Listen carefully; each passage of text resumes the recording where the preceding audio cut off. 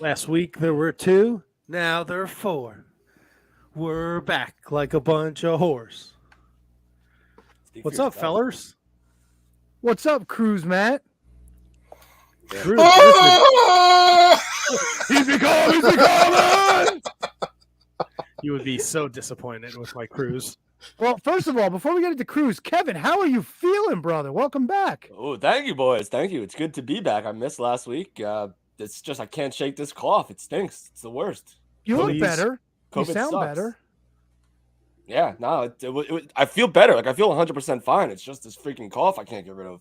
Just So- one request. Please don't mute any of the coughing tonight. No, let's hear it. We want No, Yeah, mute. Let's get mute this Biden's out. we we got want to hear overload. we want to hear all the coughs. Come on. There we go. You have like a phlegm bucket next to you. You know what? I do, but I didn't bring it down. Hock the lubes. Kevin's got a spittoon. I have a spittoon. I have a Poland Spring water bottle that literally is up to like the bottom of the label with phlegm. Oh, Yeah. you might as well dip while you're at it, dude. Yeah, last night was garbage night. I probably should have got rid of that. But I didn't. Was I it? can't. Did they come around today? Because it's a holiday. No, they come.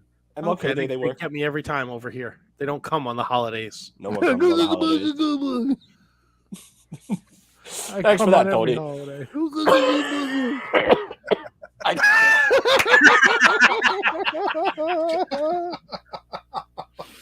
Poor Kevin. It's commendable that he tried to go without the cough button.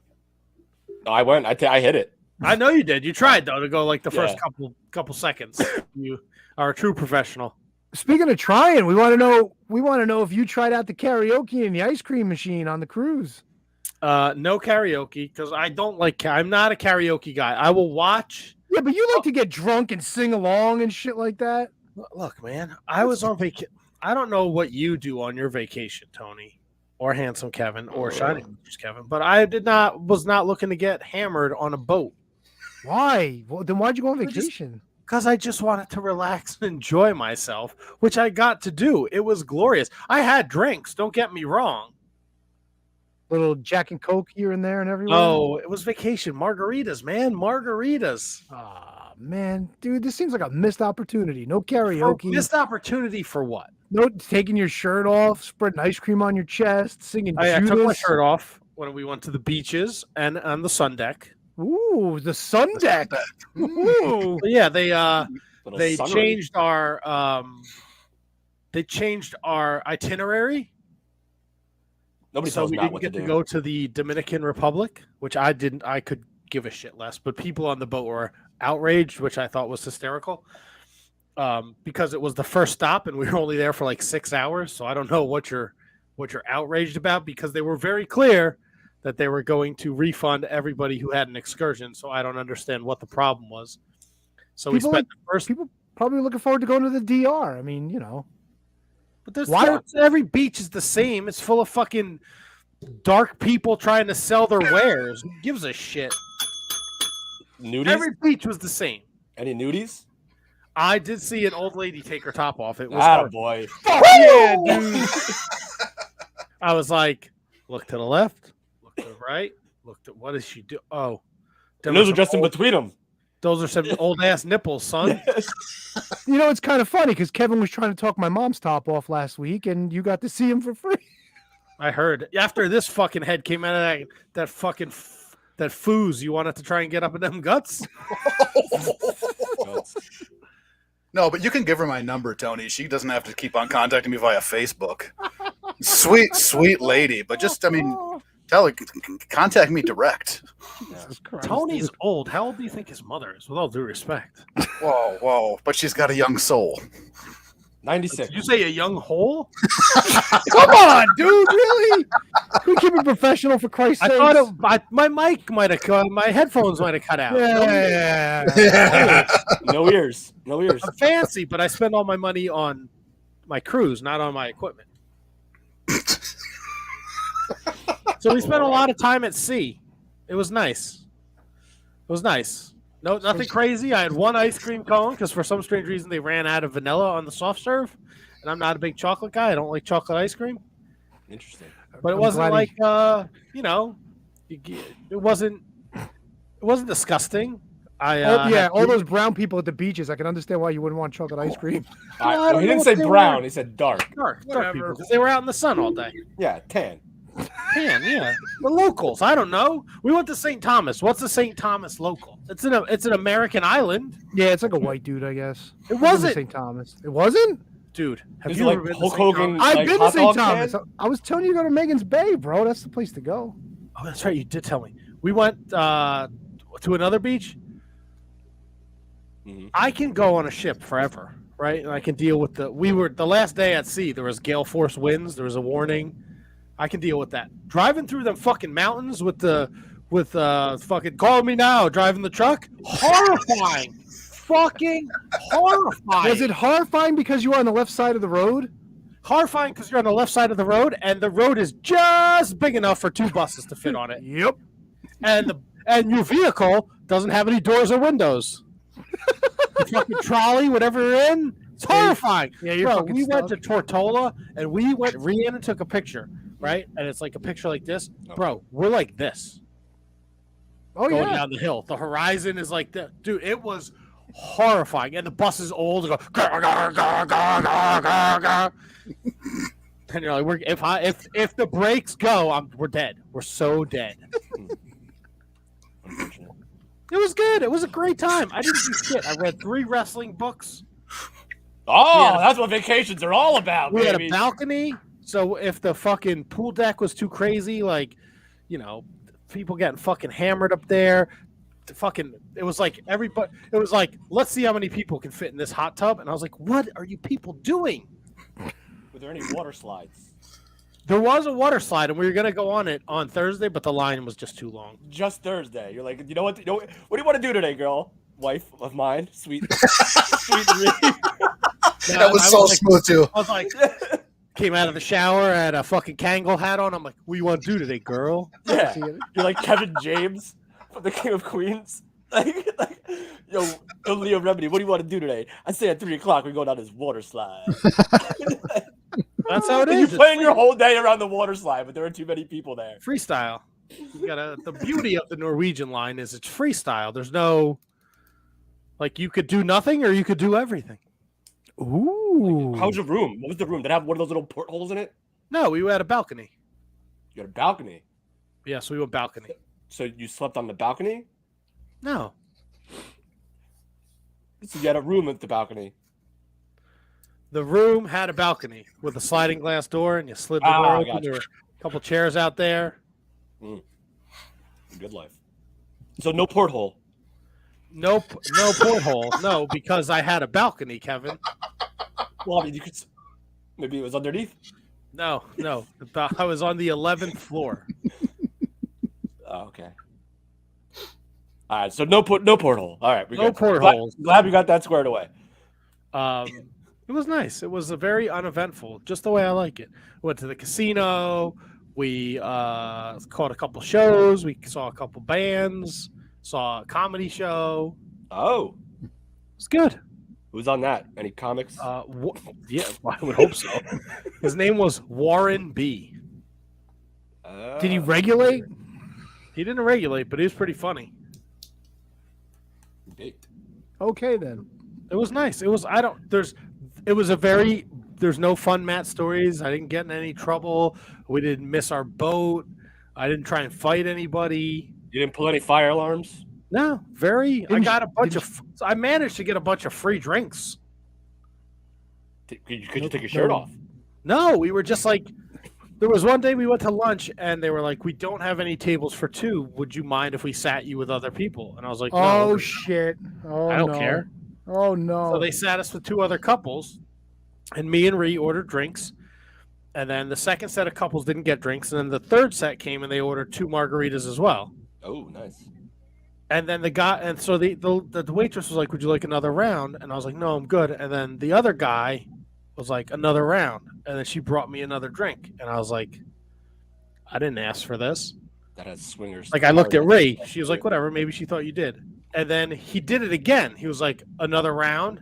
And then I got another margarita.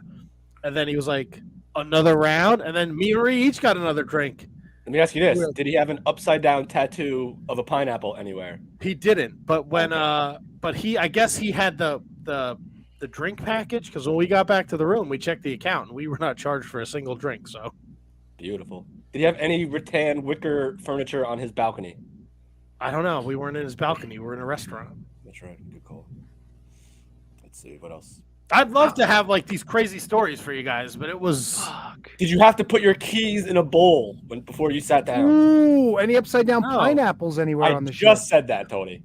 I'm sorry, I was occupied. Everybody who's watching at home could have saw that I had my phone in my ear. I had no idea what you were doing. no upside Sorry. down. Didn't go in anybody else's room. Oh no, it was all in your room because you had the balcony. And the Guess what, portal. Tony? I'll Everyone- be coming. Everyone on my floor and the floor below me and above me, every room had a balcony. Below me. Well, Below me down. I was on the 11th floor. There was 18 floors. It's a big boat. Yeah, it was a fucking giant boat. There was like 5,000 people on the thing. See, he had to behave because otherwise Rihanna would have tossed him 18 balconies down That's to the right. fucking sea. I just picture like No, the Family I Guy just episode wanted where to like relax and have a nice vacation. And You I know, did. the It was whole- great.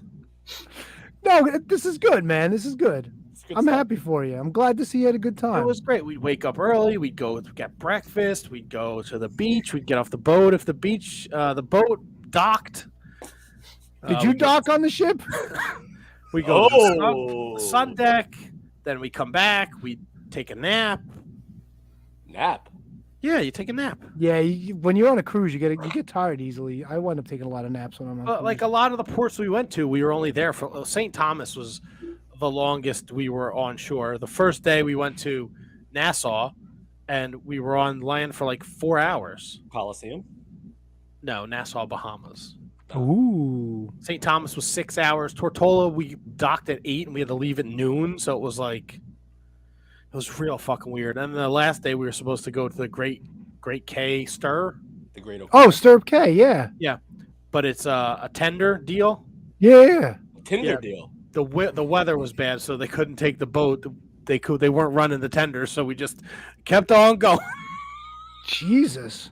Yeah, we were supposed to do that all for like all day Friday, and then they Well, couldn't yeah, do it. because the private island is like that's like the big stop. You know, you Yeah. go there, you can get a cabana, hang out on the beach, they make barbecue, all that good shit. Boom, yeah, but boom. they couldn't do it because of the weather. So the 200-mile journey that would have taken like 12 hours, they slowed the boat down to like 10 knots, and it took us 18 hours. Fucking terrible. Who's at the controls? I don't know. Captain Jack was my cruise director, Joe. Captain Mike No. Rotunda. Arr. No, he was like a British feller. Did you have Cruise any? director Jack here? Did you have any washy people where they spray your hands wherever you go, or is Oh, that yeah, not a yeah, thing yeah. anymore? Okay. No, you go up when you go. The first day we went up to the buffet, and the lady sprayed my hands, and I thought it was sanitizer, and she was like, a soap, and I'm like, what? And Ree's like, it's soap, stupid. I was like, oh, okay. I'll wash my So hands. wait, so what's the difference then? If they're still spraying your hand, wouldn't you still washy with it? Well, they Yeah, but if spray they, it- they sprayed it, he didn't know it was soap. I didn't But know it he- was soap. But it wouldn't have changed the outcome of what he would do with his hands after he got sprayed with it. Well, then I would just had soap on my fucking hands. Yeah, he would have been stuck with the soap on his I eat hands. soapy fucking food. Wait a second. Now you see, that would have been a hold on. story. If Matt would have kept the soap on his hands, he would have had the shits that So you night. thought it was hand sanitizer, so you went and rubbed Yes. your hands. So why wouldn't you do that if it was soap? No, it's not. That wasn't the point, though. The point was he had to wash it off. Like he was just going to continue walking, thinking it was sanitizer. Right. I but thought it was hand sanitizer, but they were spraying it so that you could wash your hands. Right when you walk in? Oh, Is yeah, there a they had sink- fucking- Is there a sink next to this? Yeah, lady? they got him now. Well, there was yeah. like a dozen sinks. Oh, put- okay, never mind. Okay. All right. I was with you on that, Kevin. I was Yeah, right with you. I was like, yeah, this doesn't make any fucking sense. Yeah, why wouldn't How do you wash your hands? Soap and Wouldn't you still just do that if someone's if someone's spraying something on my hands? I'm maneuvering them all around. regardless of what it is. Yeah. Yeah. Yeah. Poopy. Speak for So yourself. people are like concerned because I'm not like throwing a fucking fit right now.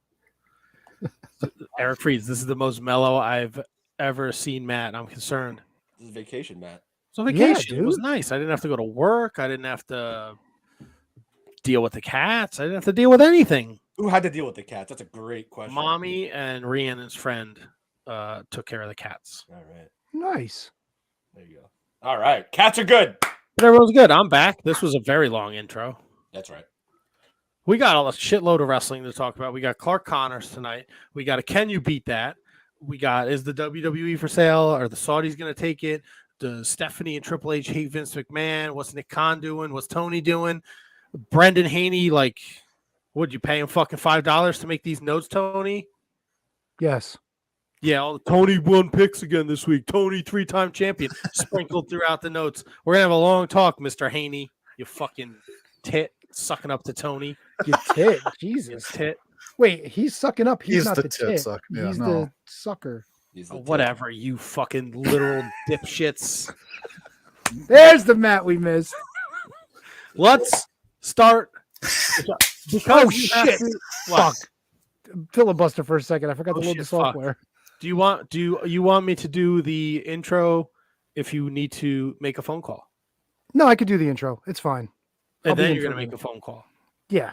Who you have to call? Ghostbusters? Yes, of course. There's something strange in the neighborhood. They need me. I think he's booking a cruise, Matt. Yes. Well, now that I heard this fucking awesome story about boredom and fucking sitting on a balcony, Yeah. all No, there week, was I'm no gonna read a reading book on a wrestling boat. books. Yeah. What the fuck? There was no boredom. It was relaxing. I went, I fucking laid in the ocean. I floated like in a big orca whale. Fucking line for the water slide was too fucking long. Fucking doing Raven impressions with his back in the sea. It's not like I didn't get off the boat. I went to every island we stopped at. God, what kind of boat doesn't have a porthole? What the fuck? There were portholes. it's probably on the where boat, Poor you know. people stay. No. Fucked up, man. Think I want to fucking hang out with the crew and the people that fucking clean my room? Yes. Out of here. Look at your shitty porthole. I'm gonna hang out on my balcony. It's a circle window. They're awesome. They're all- That's right. What are you fucking eat? A circle window? Circle window. It's a balcony. I stand outside. I get the nice breeze, looking off into nothing, thinking of what would happen if you fucking fell into the ocean at this exact point in the middle of nowhere. How Do you think you would ever horrifying get that would found? be. No chance. Unless he was doing his floating Raven impression. So dead. There's only so long you can float before a shark eats you. Yeah. There's monsters in the ocean. Oh my god. Fuck 100%. Sharks would All right, eat you let's up, start too. this show, bro. Yeah, what the fuck are we doing, Matt? Come I'm on. fired up. Episode 620. Nah, booyaka, booyaka, but 620. A boo. Yaka. Who you fucking hump. Hit the button. The following is a presentation of the Shining Wizards Network, broadcasting live in high-definition video and available on all podcasting and streaming platforms. Follow us on social media at Wizards Podcast. Check out our merchandise at merch.shiningwizards.com. Do your Amazon shopping at amazon.shiningwizards.com. And become a Patreon supporter at patreon.com/wizardspodcast. And now, it's time for the Shining Wizards.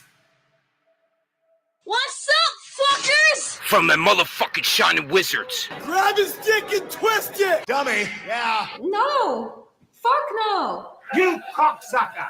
Well, Shining Wizards rule the world.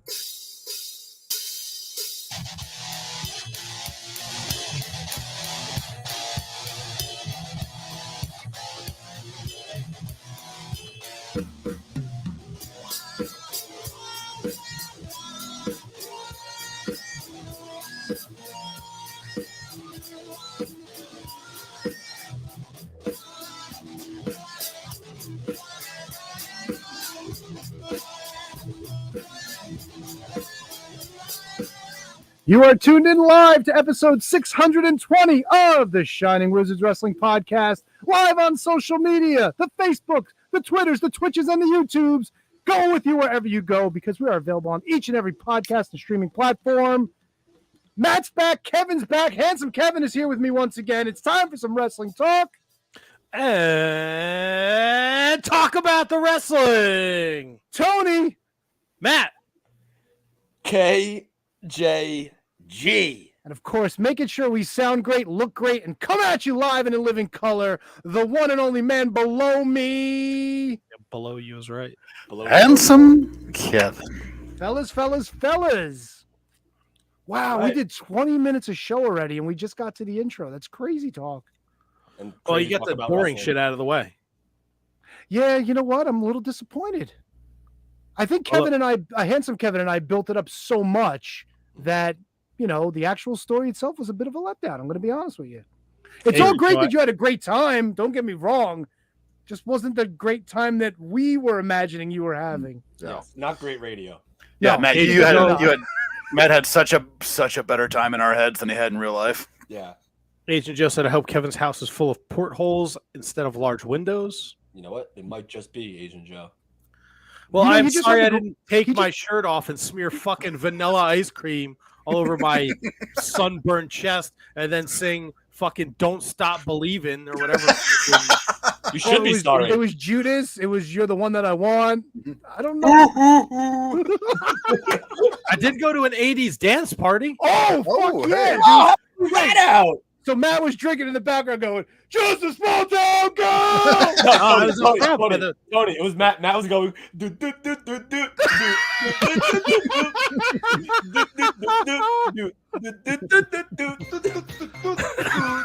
That was Matt at the 80s dance party. Oh, shit. I was up front by the big screen. Having a good time.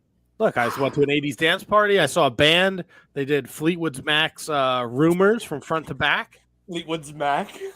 Fleetwood Mac. Oh my god, I can't stop laughing. It was fun. I'm sorry I'm not the animal that I should have been. Yeah, you should have been an animal.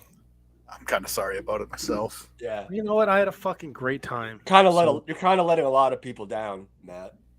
I think. Well, it's the first vacation in 3 years. I just wanted to fucking do nothing. You could stay home and do nothing. If you on a boat, Look, it was great. You gotta wear like chains and hats and sunglasses and smear vanilla ice cream on your face. I wore my sunglasses. Oh, good, nice. What Took kind my of shirt sunglasses? off, had my bathing suit on, had my flip flops. Flippy floppies. Walked the beach, had some margaritas. Are you a board short guy? I don't. I'm shorts. They're a bathing suit. Had a netting in there. Kept my balls away from my legs. It was Oh, nice. Netting is clutch. You gotta have the netting. Any sand in there? No, No, good for you. That's I'm not rare. a child anymore. I don't lay down and let the waves push me up the fucking shore. You should. It's exuberant. There's no way sand didn't hit you. There's no way. I'm not saying it didn't. I'm just saying I didn't have sand in my ass crack or my I didn't- balls. Well, he didn't specify ass crack or balls. It was all over my feet. Okay. Okay. Did you have to wash it off? Oh yeah. Oh yeah. Ooh, yeah. Do they have one of those little showers before you get back on the boat? They have one of those little showers before you get in the death trolley. Death trolley? Death trolley. Those things were horrifying, dude. Death trolley. That's like an underrated wrestling tag team name. The death trolley. I think that has to be a stable. A stable, yeah. Death Yeah. trolley, yeah. Yeah. I'm with you. It's got to be at least 3 people, or 4, one for every wheel. Ah, there you go. There you go. The wheels of the death trolley go round and round. Nope. Sorry to disappoint. I enjoyed myself. I'm glad. Fucking old. I don't know what you guys want from me. What did you? No one. Fucking. You didn't burn down all of Mexico. You came back with fucking AIDS, handsome Kevin. Yeah. Whoa. Hey, that's more exciting than. I would never burn down all of Mexico. I love Mexico. Now, the resort that we were at, I did not care. We tried a different resort when we went this past time. Didn't care for the resort, but I would never burn down all of Okay, Mexico. so you didn't fucking rub vanilla ice cream all over yourself unless you're holding out on us. The fuck? Who says I didn't? Who says you did? You didn't tell us. You came back and you're like, No, you're sounding like Nobody fucking asked. no, because you couldn't talk. You look like a fucking zombie from The Walking Dead. Maybe I took a ride on the death trolley. You did. I don't even know why you showed up that week. You're like, So Matt, I'm going to Florida this week. What should I do? What should I do to make you guys not feel bad about me being away for a week? What should I do? wait, you're going to Florida? Oh yeah, Orlando. The Nice. annual Orlando trip. Yeah. All right. Newark is a shithole, but the Orlando airport's beautiful. Oh, I love it down there. Sometimes I just wish I could stay there. Do whatever, man. You have there's no Kevin. Don't put any expectations on yourself. You don't have to fucking appease us idiots. That's true. Do you Maybe I'll enjoy just yourself? I'll stay in the airport the entire time, maybe. I mean, that's what I did Sunday. The fucking boat came back earlier than it was scheduled to, and it took forever to get off the boat. And then we went to Rock and Brews for lunch. I crushed 2 giant margaritas. Nice. How would you say it? So I looked up Rock and Brews, and that's not really necessarily close to where I will be. I mean, it's right outside the airport. You can stop. Oh, that's a good call. Maybe I will. When you say Like 4 earlier, minutes. how much earlier? We were supposed to. The boat was supposed to come back to Port Canaveral 10 a.m. and it ended up 7 a.m. Oh, did you feel gypped? No. Did you want some money back? You want to prorate some Oh, of they that time gave us back? money back. They gave us Oh, money did they back. really? Okay. because- They gave us money back because we couldn't get off the ship Was that American on currency? Friday, and then they gave us each $50 extra back. Nice. Are So they we like ended up- ship dollars, like Dave and Yeah. Buster's bucks? They were. You could use them, but we weren't. We weren't. We're not like huge like pound. I wasn't going on the boat to get fucking hammered. I was going to have a good time. I don't see the difference. So,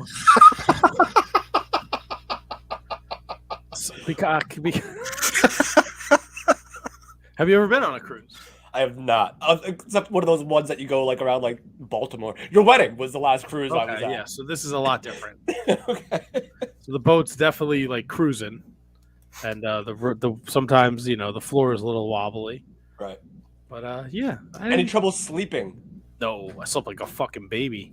Nice. Now on our honeymoon, we were down and we had a porthole, Kevin. Yeah. And that was awful because we were like down at the bottom of the ship and you just felt when the waves were hitting the ship. So I took a lot of Benadryl on our honeymoon so I could sleep. We got a porthole. It was very uneventful. You can barely stick your head in a porthole. You can't see shit outside. You're doing it wrong. He's never been on a cruise, and all of a sudden he's a fucking porthole expert. Oh, big porthole guy. Fucking cruise director Kevin over here. That's right. Join me, won't you? Come look at another porthole. Yes, it is a boat filled with only circular windows. Those people live on those fucking ships for like 9 months. The people that work there. Dude, those comedians stay on there for a while too, by the way. It's like a fucking well-oiled machine, unlike the fucking WWE. Uh-oh. Look at that transition. Kev, What a you see what he did fiasco. What is there? You know what going he did on? there, Kev? What's that? Oh, God. He made a nice transition. Like a well-oiled machine was the boat, unlike the WWE. Yeah, no, I know. What a fiasco. What's going on was the transition that he just did there. Yeah, I know that. Okay. Just want to make sure you're paying attention. Of course. Okay. Yeah, so what's going on? Hey, you said my name. I didn't catch what you said before my name. I was like, what the fuck are you talking about? I was complimenting Matt's transition, and I wanted your approval. Gotcha. If I can just take a moment while we're throwing out compliments, I must say, Okay. Handsome Kevin and Tony did an excellent job last week, especially in their conversation about New Japan Pro Wrestling. I thought you guys did a great job. I know you guys aren't avid watchers, but I think you covered the event very well. Thank you very much. Appreciate that. You're very welcome. Now, I'm only an hour and like a half into the episode. Did you explain the clip that you played at the beginning of the episode, or the Kevin Kelly giving us a shout out? That part I can't remember, to be honest with you. This guy. Yes, wife? Uh-oh. Rhiannon, how dare you take him on a trip with no portholes? There was portholes. He just didn't have one. Kevin's very upset that our room did not have a porthole. That's right. My wife Rhiannon, says I you know, have would never settle My for wife simple says things. you have a porthole. I do have a porthole. He does. Many, he said. That's right. Multiple portholes. Well, no, I don't gotta get this. What are we whispering about? She's not. She lost her voice somehow. She may have gotten sick. I don't know. Gotcha. She leave it in St. She Thomas? feels fine. She's just in a very whispery mood. Gotcha. Copy that. Awesome. So yeah, Matt, WWE, what the fuck? Oh my God! What? So I leave for vacation. Vince McMahon's coming back. Then they're going to sell the company to the Saudis. Then the Khans are going to buy it. Then Stephanie McMahon resigns. Then he's back and he wants to be a part. I love Brendan Haney. Love him. Love the notes. Big notes guy. All the legal shit, you might as well send it in fucking Japanese, bro. I don't know what any of this shit means. And our fucking lawyer guy, he's gone. He gone. He gone. His fucking mother came to his house looking for handsome Kevin, so Oh, she knows where I live. she ain't coming to Minnesota. She's not. Well, now without a weather update, she's not. Well, right. Oh yeah, how's the weather? Hi Nelly. I don't know. You haven't texted me in like a week.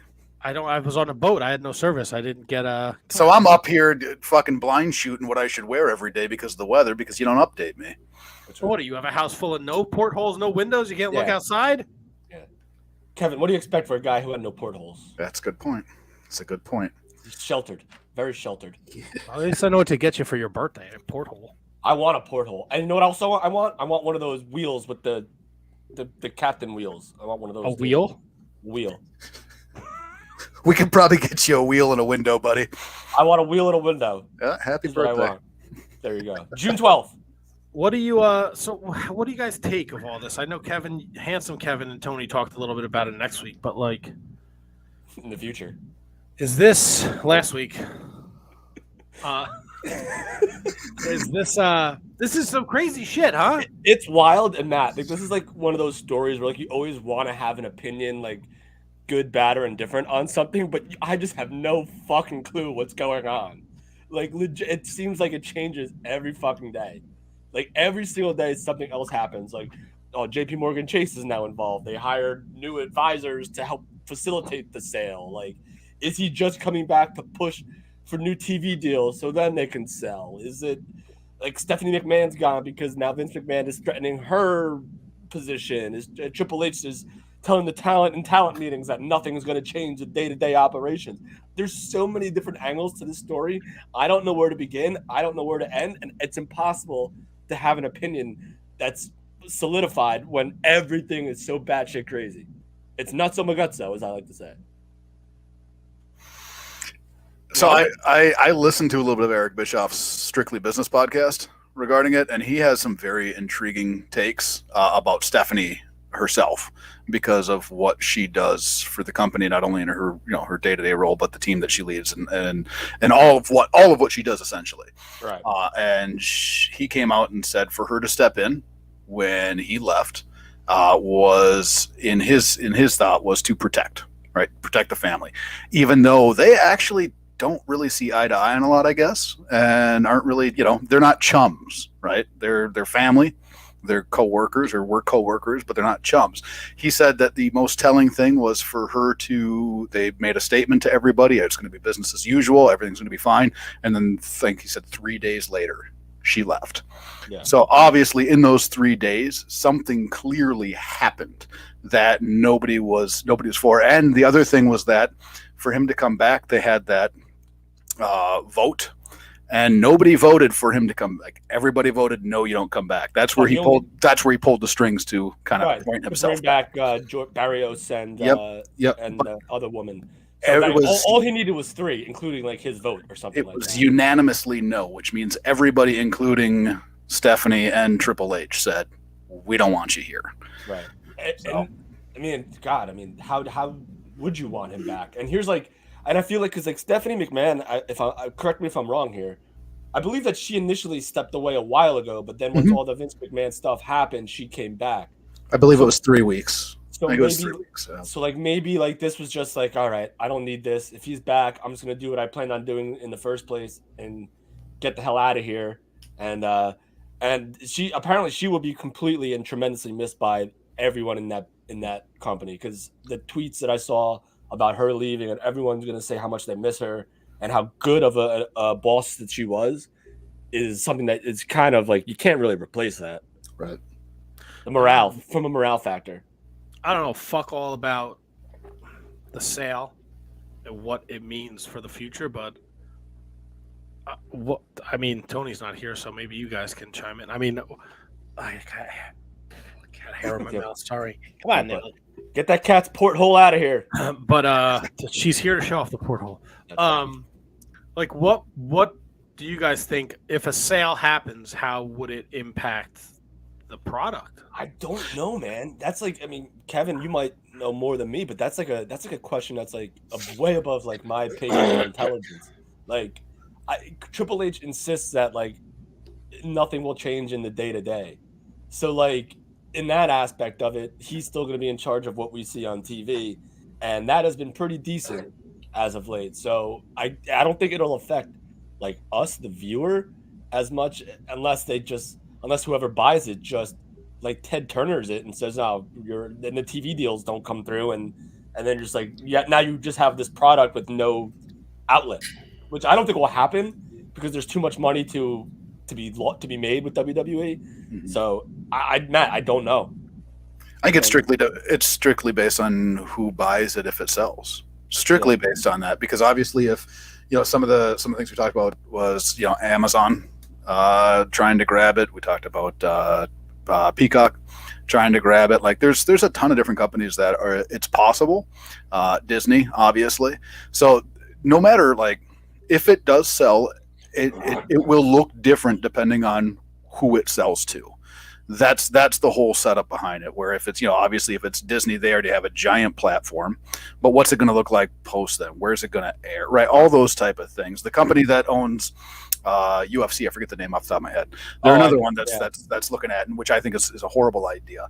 The whole Saudi thing that's what's causing a lot of stir with the shareholders, because that's essentially like, quickly. People are pissed about that potential sale, and I don't think that it really can happen. That's why like JP Morgan's in place, because they're going to say, you know what, you're tanking your company by doing this. That's what's happening. So it's wild. It's crazy from the shareholders aspect, from the business end aspect, all those type of things. But it strictly depends on who buys it, what it's going to look like, and I worry because of WCW and the AOL Time Warner merger. Yeah, that's what I worry. That's the last big like happening companies, big business into wrestling, and we saw how that turned out. Well, if you remember before WCW was going to go out of business, Eric Bischoff put together a bunch of investors to buy it, but then Turner was like, "We're not giving you TV." Yep. Like so basically what they own is just the turnbuckles, the videos, and the ropes. And so Bischoff was like, "This is not worth a fucking penny to piss on." Yeah. So like that's why Vince McMahon came in, and if you remember, like Chris Jericho was like, "I wish I had known what WCW sold for because I could have bought it. Yep. Like I could afford WCW." Yeah. So I don't think we're at that dire level yet. Now here's the question that I have though: Would the TV deals have to be secured before the sale, or does the sale happen then the TV deals? No, I think that you can sell with the contracts existing. Okay. And then it would be up to the new buyer to negotiate new contracts with whoever they want to go with. And I mean, realistically, look at the way people consume TV now. It doesn't have to be on a network. I feel like it does though. I feel like wrestling is weird. Same thing with like sports. I would love it. I would love it to stay on a network, but it doesn't have to be. No, I mean, of course, nothing has to be, but like. Right. I feel like there's certain things that you still need network television or cable television to consume and to prove like solidify your reputation in the world. So like you see all these commercials for like online streaming shows that are, this show looks great. Apple Plus. Like I kind of look at it immediately. I'm like, it's on Apple Plus. It's like it's a streaming show that means nothing to me. Whereas I can just put on like Channel 4 and watch SVU all freaking day. But isn't that an age thing though? Like younger kids don't give a flying fuck if it's on you know what I mean, your local ABC, or if it's on Apple Plus or Amazon or Disney. They don't give a fuck. To us, TV meant more. Yes. To the younger generations, they don't give a flying fuck. It's so simple just to push a button on my TV as opposed to like going to my computer and like clicking or going to the menu on your TV and doing. I just channel 48, boom, HD. Yeah, no, I think I'll watch this in HD. Boom, HD. Yeah. And that's it. And then I'm watching Raw. Mm-hmm. So Eric Fleischer chimes in from the FAA. Endeavor is the UFC company. Right. And then he says sale price increases if the TV rights increase. Matthew Birch, he knows what he's talking about, by the way. He knows what he's talking about. So shout out to Eric. I believe the first time Stephanie stepped away, she was kind of forced out in conjunction with MLW suing WWE over the issue that MLW had their Vice deal falling apart because of Stephanie. That is still an ongoing issue. I believe the WWE requested protective order in the MLW lawsuit due to sensitive competitive information request. So Stephanie McMahon is a big target in that MLW lawsuit. I guess so. I didn't know that. Now, Tony, welcome back. Thank you for joining us. Everything okay? Yeah, we're good. Cool Okay. as a cucumber. We're good. Now, the long shot that showed up in this was the cons. It is a very long shot. On! The But problem with the cons is they would need outside investors. yes. They just don't have that kind of money, so they'd have to pull together some resources to try to figure out a purchase. Right, and that sounds silly, but we're talking about multiple billions of dollars here. That would probably cost to buy WWE, right? Well, here's the other thing too. Like, I'm not sure if you touched on it, but there were reports that the Fox holes? deal, they did a little bit of number crunching, and they said, I think it was 2020 and 2021, like Fox lost a shit ton of money by having WWE on their network. What? So it makes you wonder, trying to go into a sale in 2023, the media rights are going to be the big thing. Maybe Fox isn't going to renew once their deal's up with them. Nah, they'll renew. I don't know. From what I heard, they were losing millions of dollars a year, like hundreds of millions of dollars. I don't understand how that's possible because WWE is not the deal was done. They bought it. That's the investment. That's it. Yeah, but there's no return on investment. You know, You telling me the advertisers weren't fucking? Well, I mean, you set the advertiser rates based on how many people you have watching the show. If nobody's watching the show, the advertisers aren't going to pay. You know what I'm saying? We're getting 2 million people to watch your show. I understand, but 2 million people this day and age, that's kind of like nothing. I mean, and you're talking about network television here. You know, this isn't like, you know, TNT or TBS or, you know, like a cable channel. This is national television. This is broadcast TV. Yeah, but like, I don't know. I mean, I'll take your word for it. If that's what you heard, then for sure I'm not going to argue with it. But I just feel like it's Fox. It's Friday night's the worst night for TV, right? So like, you get 2.5 million people watching your show every week. Like, I don't understand how they wouldn't want to like throw the bank at WWE. Because what are you going to put on freaking Jamie Kennedy show or some shit like that? Like, what is Fox going to freaking air on Friday nights? Because they get their nut from like Sunday football. Right. And it's Thursday to Sunday is like their sports weekend type gimmick, and they include WWE in that. At least that was the initial pitch for to try to convince people to come to them. Like maybe they'll have like college basketball. I don't think Fox does the college basketball, do they? They do on the weekends, but not on Friday, not on the night. They'll do like a Sunday or a Saturday game, I think. Yeah, probably on like Fox Sports Net or something. Yeah. Seton Hall's always on FS1. Yeah, interesting stuff. So I guess we just keep tabs on it. Triple H held a meeting Friday night with the SmackDown people. Apparently he held a meeting tonight with the Raw people, telling him that nothing is going to change. Vince is just there to try and broker a deal to sell the company. Here's an interesting question. All right. So Stephanie's gone. Yep. Vince brought back his people. A few other people quit the board. Nick Khan is still there. Triple H is still there. Uh-huh. Can this entire bubble be the beginning of the end of professional wrestling as we know it? Let's be honest. You sell this corporation to somebody, they don't know fuck all what they're doing with it. You could potentially see WWE disappear after what, 60, 70 years in existence? And if this goes, does AEW have enough at this point to step in and fill those shoes? Those are pretty big fucking shoes to fill. All right, so first of all, it's impossible to say like nothing is impossible. Like I think the chances are very, very low to almost nil, but I'm not going to rule it out. It just depends on who buys it. Like if the Saudis, like that rumor went, that was a wild 12 hours. That when that shit hit the Twitter machine. So like if they were the buyers, right, and then maybe I'd be more inclined to maybe say, oh, you know what, no one's gonna watch this shit anymore. Like maybe that would be it, but I feel like whoever buys this is going to keep the right people in place to solidify it as a brand, because there's too much money. Like I said earlier, there's too much money to be lost and not keeping it alive. So I mean, you would hope, but then again, I mean, look at WCW when they were purchased from Crockett. You know, there were a few years there where shit didn't look too good and it was only getting worse. You know, it took Eric Bischoff bringing Hulk Hogan in to keep it alive for a little while, and then they got, they stepped in shit, and the NWO caught like wildfire.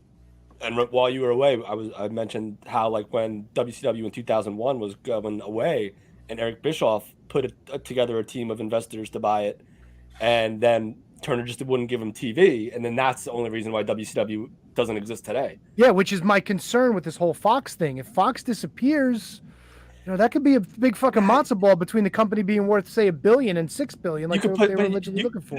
They might lose money. They're not going to get the same deal that they got from Fox and NBC prior, I don't think, at all. But if they say NBC wants, you could put SmackDown on USA too. Like if Fox doesn't want anything to do with it. Oh, for sure.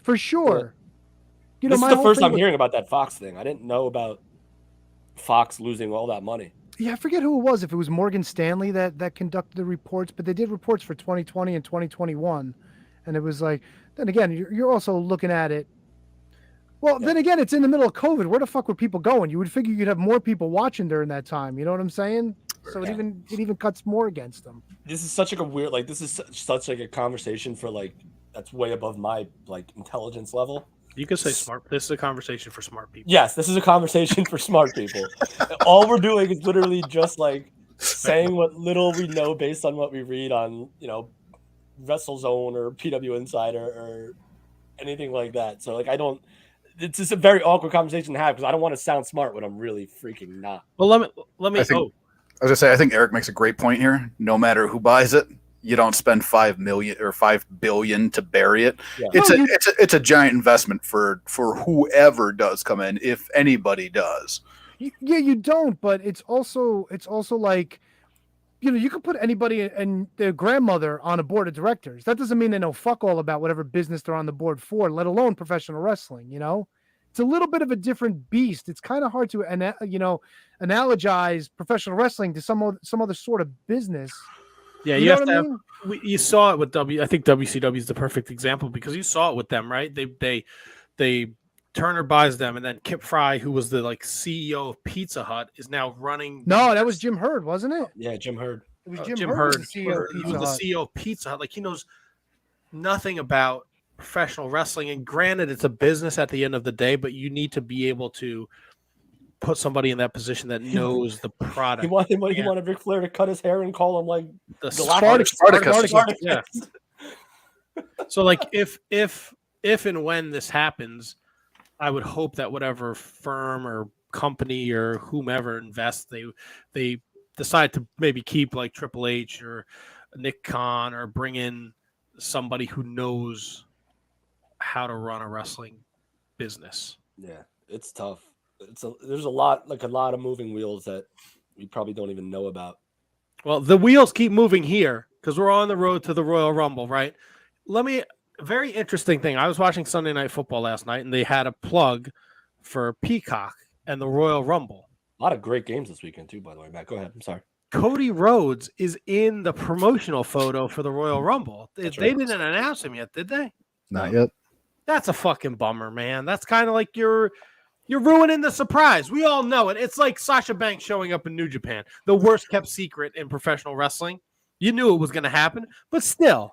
But here's why I say it's not that bad. I'm sorry, Kevin. It's just because they're starting to run these promos about his recovery and his return. So it's like we're expecting him back at some point, and you have to be like a complete dolt to think that it's not going to be at the Rumble. Money. So like they've been hyping his recovery process, much like the Triple H videos back when he tore his quad. Tony, you all right over there? Yeah, I got Mercedes Monet in my head now. I'm listening to fucking Jump. Bump, bump, bump. Money. Money. He has filed a trademark for the CEO. And she cut a shitty promo in New Japan too, by the way. She had a fucking shitty attack on Kyrie too. Yeah.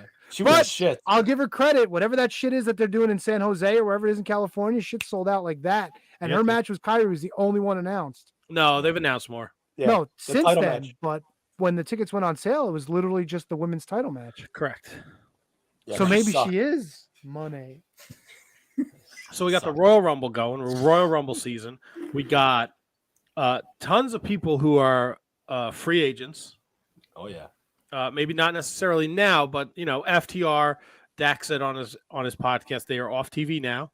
Mhm. and their contract expires in April. Sting will be a free agent. Sting. Tony's favorite, Jay White. Fuck Jay White. You know what? Why Come are on you over, Jay whispering? White. Come on over. Come on I'll tell over, you, brother. I did the bread club today with Kieran. Fuck yeah. If he goes to WWE, I have zero interest in him. Oh, fuck off, dude. I'll be all in with fucking doing Jay White. And I just don't know, man. It's something about these guys when they go from like New Japan to WWE or Impact or AEW. It just doesn't. There's not one guy that it translates well for. All right, let me ask you this: AJ Styles. He's the outlier. Okay. And now, Right. I'll tell you this though, because now that he's hurt, I fear for Gallows and Anderson. Like they're gonna be buried. Like they're just gonna be around. They're not gonna do anything. AJ Styles is their meal ticket for WWE. It feels like They were teaming with McIntyre on the house show loops. I think I saw something on Instagram. Okay, on the house show loop, yeah, that would probably make sense because it was probably AJ. Maybe Drew just filled in.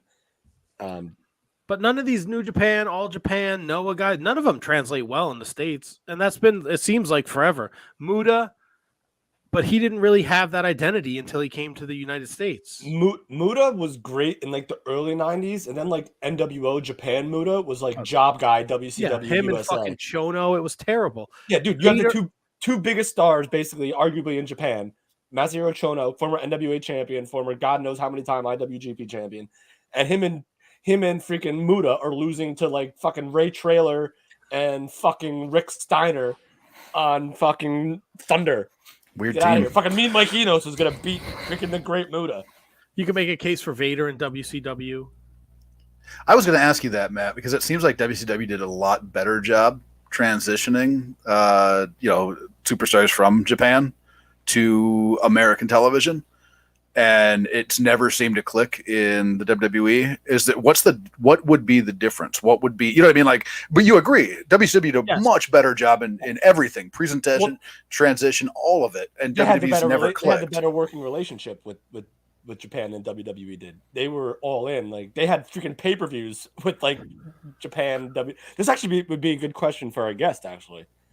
Because I think you had people like Jim Ross there, and he knew you can't if you're working with them and they have to go to Japan. Like I think it's different with WCW. A lot of them, like they brought over Doc and Gordy, and you're not going to change Doc and Gordy, or Doc and Gordy, and they're going to wrestle Doc and Gordy style. But unless you become the executioner. Long, right? Stan Hansen didn't stay long. He left because he wouldn't do the job for Dustin Rhodes. Maybe I think he was. I don't remember. Yeah, that sounds right. Like these guys were not like they were part time, right? But like Lance Archer goes to AEW after he leaves, goes Gesundheit, New Japan, and he's a fucking jobber, right? Yeah. Nakamura shows up, he wins the Rumble, and then they fucking poop their pants on that. Yep. I'm with you. So like WWE, and the same thing with the Lucha stuff. Like WCW hit a home run with their Lucha relationship with the Mexico talents, and WWE tried to do the same and position them freaking awfully, like terrible, like Pantera, Cibernetico. Hold on, Cibernetico's not in your top 5 luchadors? I do have a top 5 that I didn't do last week, but we can save that for the other. Where would you put Cibernetico and Heavy Metal? Heavy Metal and Cibernetico would be 76 and 77. Tony's shaking his head. Do you even know, Tony? Yeah, I know. You got the little guy that's dressed like a fucking panda bear in your top 5. No. How could you not put El Connect and Mil Mascaras in your top 5? Oh, Mexican wrestlers. Come on. Who's the other guy you like? Super Porky. He's in your top 5. Yeah, the beat. Rest in peace, Super Porky. Jesus. Oh, yeah. Rest in peace. By the way, your name's Super Porky and you fucking probably died of heart failure. Put Madonna's boyfriend in the top 5, too. Anyway. Louis. He wasn't a luchador. No, whatever. Doesn't matter. He's rest in peace, Louis, too. I don't give a shit. God. You know, Stan Hansen came to the WWF, had a great run with Bruno Sammartino, by the way. Got to throw Bruno in there. Didn't he break his neck? He fucking did on a body slam of all moves. Guys can't work. That's why he didn't make it. That deserves so much more credit than it got, Kevin. God damn, that was great. Two questions. Do we expect Nick Aldis to show up at the Rumble? Oh, God, I hope so. Really? No, you know what? We talked about this before. Nick Aldis needs a build-up. Him He showing up needs in the the Rumble is vignettes. going to be like a who's that?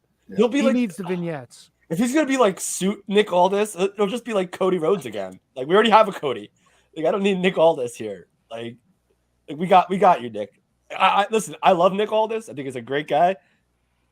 He does not move the needle for me one freaking second. Would it be cool? Yeah, it'd be a nice little moment as a wrestling fan, but doesn't move me at all. Now, what if Mickey James comes along with the package? Mickey James will come along with the package. So, I mean, look, Nick At least for the Aldis, Rumble. Nick Aldis with Camille was fucking fantastic. Oh, big Camille fan. Can you put, dude, if he could get Camille to fucking step away from Billy and come over to WWE, that would be fucking awesome. Who is she That would be dating? awesome. Who's Bro, that? Brandy Rhodes in the WWE again? Come on. Come on. Come on. Come on. Come on. Come on. I still don't know what happened to Shaq. They took him away in an ambulance, and that was the last we heard of him. He's doing those Papa John's commercials. Fuck yeah, dude. Kevin, I like the he's with pepperoni. Tom Latimer. Who? Camille? Yeah, Yes. Tom Latimer, yeah. Well, I mean, if Nick Aldis has the foot in the door, maybe he'll bring in Tom. Tom Latimer should fucking be doing so much more than what he's doing. Former right guest now. of the Shining Wizards podcast, Tom. Fuck Latimer. yeah, dude. What? With all the Rumble speculation, has anybody not like any? Tony just blindly agreed with me. I did it because it was funnier.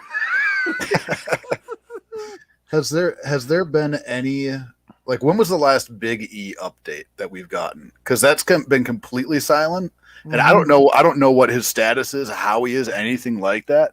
But that would be probably the biggest surprise that could show up, because they haven't said you haven't heard shit from him or anything about his health, Yeah. anything like I haven't at least. Yeah, like just So- like maybe like him showing up at like a college football game or Right. doing like charity stuff. That's Mhm. basically all you saw from him. Yep. That's a great pull, by the way. Big E. What about Cardona? What about him? Does he move the needle, Kevin? Oh, big needle mover. The needle- moves the needle dick. That's right. Big time. You call Matt Cardona the extender. Oh, Jesus. The extender. Wow, I think That's Chelsea would get that. Chelsea's going to show up at the Rumble, right? Yes. Yeah. And so The ladies' maybe I'll Rumble, be we your are- manager. Dear good we close are- personal friend Chelsea Green. 2 weeks away from the Rumble, less than 2 weeks away from the Rumble, and that starts season 5 of the picks. Oh shit. Oh no. Oh shit. Now look, Okay. it was written in stone apparently last week. I listened to the show. I did not get full transparency. I did not see Impact. Hard to did I. kill. But I know Tony and Kevin both went 6-2. I went out on top with a 4-4 record. Tony successfully defends and retains his championship. 224.89 is his record. Kevin right behind him with a great 217.96 record. And congratulations to you, Tony, on winning. Thank you very much. You're welcome. Do you have a crown? I do not. It'd be great for me not to say I told you so, but listen, I've been saying I told you so for about a half a year now. This is no surprise to either one of you two. I humbly accept and I braggadociously talk about your upcoming punishment, which I promised would have been today, but I do have a few things in the works. I don't want to let the cat out of the bag yet. We will have your punishments All right, well, I- much sooner rather than later. Guy Don't make watches us no wait. wrestling. Don't make us wait fucking 6 months, and don't have the fucking Can You Beat That committee make a video, because you know that never shows up. Terrible. Make me That's sick. not terrible. Where's the video? I don't even know who I'm playing tonight. You'll find out. Yeah, let's find out at 8:30. Your opponent is showing up for the Doesn't matter. I'm contest gonna at smush him 8:30, like a bug. and he or she You're not is sending a woman absolutely into prepared. my house. Whoa! You know better. Embarrass some fucking broad when she goes out wrestling. If she fucking Right. touches her coos while she watches Finn Balor. Bring it on. Bring it on. You don't want none of this. I'm the fucking don't champ. want I'll wait to get my belt. They're running scared because she don't really want none. The views Bring and it opinions on. expressed by Shining Wizards Matter, not necessarily those shared by the entire Shining Wizards Wrestling podcast. Bring it on. Oh my I'll goodness. fucking smush you. Oh, so that I like. I like the competitive nature of it. I'll smush you. Don't bring no. There's no ladies out there that know more wrestling than me. Matthew Birch says this succinctly. Tony is truly a master at the pay-per-view pick game. Get this out of here. Truer words It is are never impressive. said on this show. It's It's pretty impressive. Fuck yeah, dude. Like, I'm We're pretty talking sure you don't watch Impact, but you went fucking 6-2. Dynasty, bitches, right here. We don't need MJF. We don't need Holiday. We don't need Hammerstone. This is the Dynasty. All fucking this right here. Tony, With my will you duck be on my ordering? lapel. Will you be ordering some MLW action figures? Only if there's Microman ones available. And they have to be like half the size of all the other ones. There's not micro. I think it's Hammerstone, Fatu, Hammerstone, Killer Karrion Cross, Mads Kruger, and Mance Kruger? Mads Kruger, Matt I thought you Kruger. said- No, because Eddie Mance Kruger. Warner's back. I thought you mixed them up. I did probably. Ooh, Jesus. Bless you. Hammerstone, Killer Cross, Kruger, and Fatu. oh yeah, Jacob Fatu. Yeah. It was pretty good.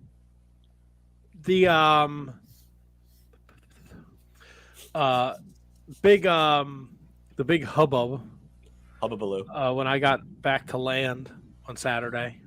That's right. You land Ruby lover. Soho is bloody. Doesn't she get bloody once a month? Oh boy. What? What The the views fuck, and opinions guys? of Tony do not express those of the Shining Wizard Wrestling Podcast. What is going on? Everyone's outraged that she's wearing the crimson mask. Then fucking Scott Armstrong is like going after Aubrey. Maybe he likes horses. What is? Kevin left the stream. You must be a big Sarah Jessica Parker fan. What did you guys see any problem with this? Nah, Yeah, I why didn't even did know. you- I why didn't even know did it was you a do this? story. Wait, Kevin, you see a problem with this? Yeah, I saw a lot of. Well, if we're talking about the Friday Rampage, the main event Rampage, hated it. Why? Hated it. What brought this match about? Like, what set this up?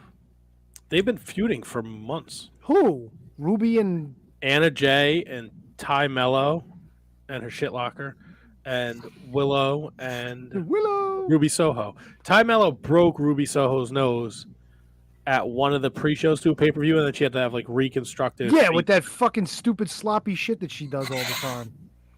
Yeah. Sorry, bro. Let's call it what it is. I'm not mad about it. You're not wrong, but they've been feuding for a good amount of time now. Wait, how long has she been back from this surgery? Has she been back a while? Destinations unknown. Let's look up when the Ruby Soho came back. Because I don't remember her being back long enough for this feud to have any kind of legs that they're going into a match like this already. Tell And you, again, I'll it's give you the par for skinny. the course. And look, WWE's guilty of doing this shit all the time, but I don't like that they have these fucking falls anywhere, weapons, anybody gets involved matches like all the fucking time. It's that was like my major problem with it. They're gonna have this match on their B show.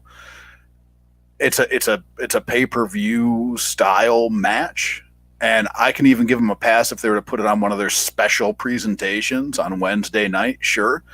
But to put it on your B show and for what it was, I didn't like it. And that powerbomb spot fucking turned my stomach. It was like to drop her, completely miss the table and drop her straight on the floor on her back was hideous. The amount of blood, like I get it, right? I get that's going to be their blow off, but to present it on your B show, it's fucking miserable, man. It's miserable. So you weren't a fan? Not even a little bit, man. Not even, and like, no disrespect to the performers in the ring. They gave everything, right? They gave everything. The problem I have is not with the match; it's with the placement of the match. I hate that they do this. This was not a regular Friday night B show main event. This was an A-show special presentation main event. This is a pay-per-view match, right? This is not a B-show main event. And they give everything. They fucking give everything in this match. And it's to me, at least, it's not fair to the performers, right? To the performers. Give them the bigger stage. If they're going to spill their fucking guts, if you're going to break somebody's back, and obviously her back wasn't broken, but you're going to put her in the position for that type of a spot, and you're going to do it on your B show.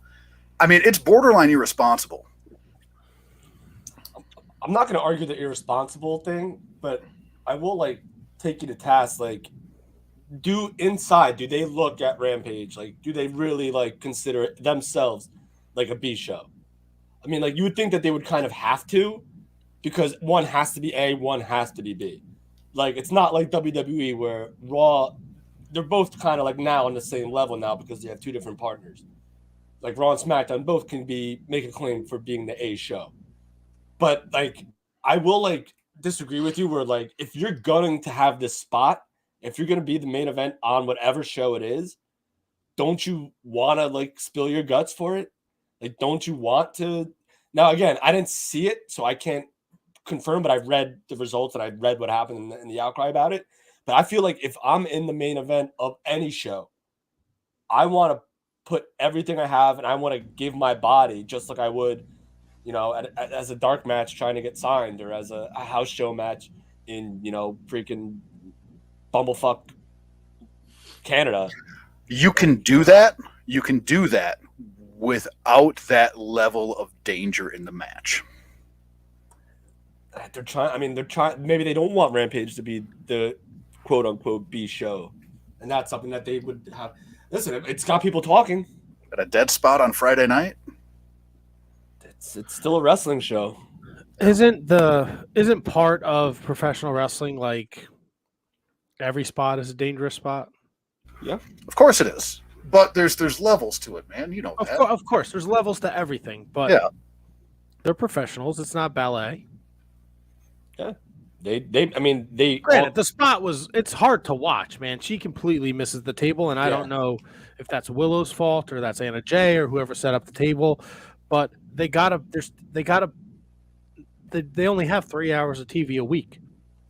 It'd be great to put this on Dynamite, but you need to create some kind of buzz for Rampage. They're making every effort to make that just as important as Dynamite. They bring Jim Ross over there to do commentary. They bring Jericho over there to do commentary. I'm not saying it's right, but they only get 3 hours a week, right? We're not all watching Dark and Dark Elevation on YouTube. You got to make it seem important. You got to make it can't miss. And Kevin, your argument's very valid, handsome Kevin. Thank you. I'm not saying, that it's not, but the flip side of the coin is they have to produce TV that people want to watch. Now, granted, a lot of people don't want to see something like this. Right. Well, no one really knew something like this was going to happen. The spot, if done correctly, it would have been awesome. The powerbomb spot. Yes. Yeah, people were more outraged with the Ruby's Ruby Crimson Mask. Yeah, it was a lot of blood. Everyone bleeds every week on that. There is, and I think it's almost like that era in the WWE where everyone was just gushing blood every fucking week. If I watched a AEW in a Moxley match and he wasn't bleeding, I'd be like, is this even a Moxley match?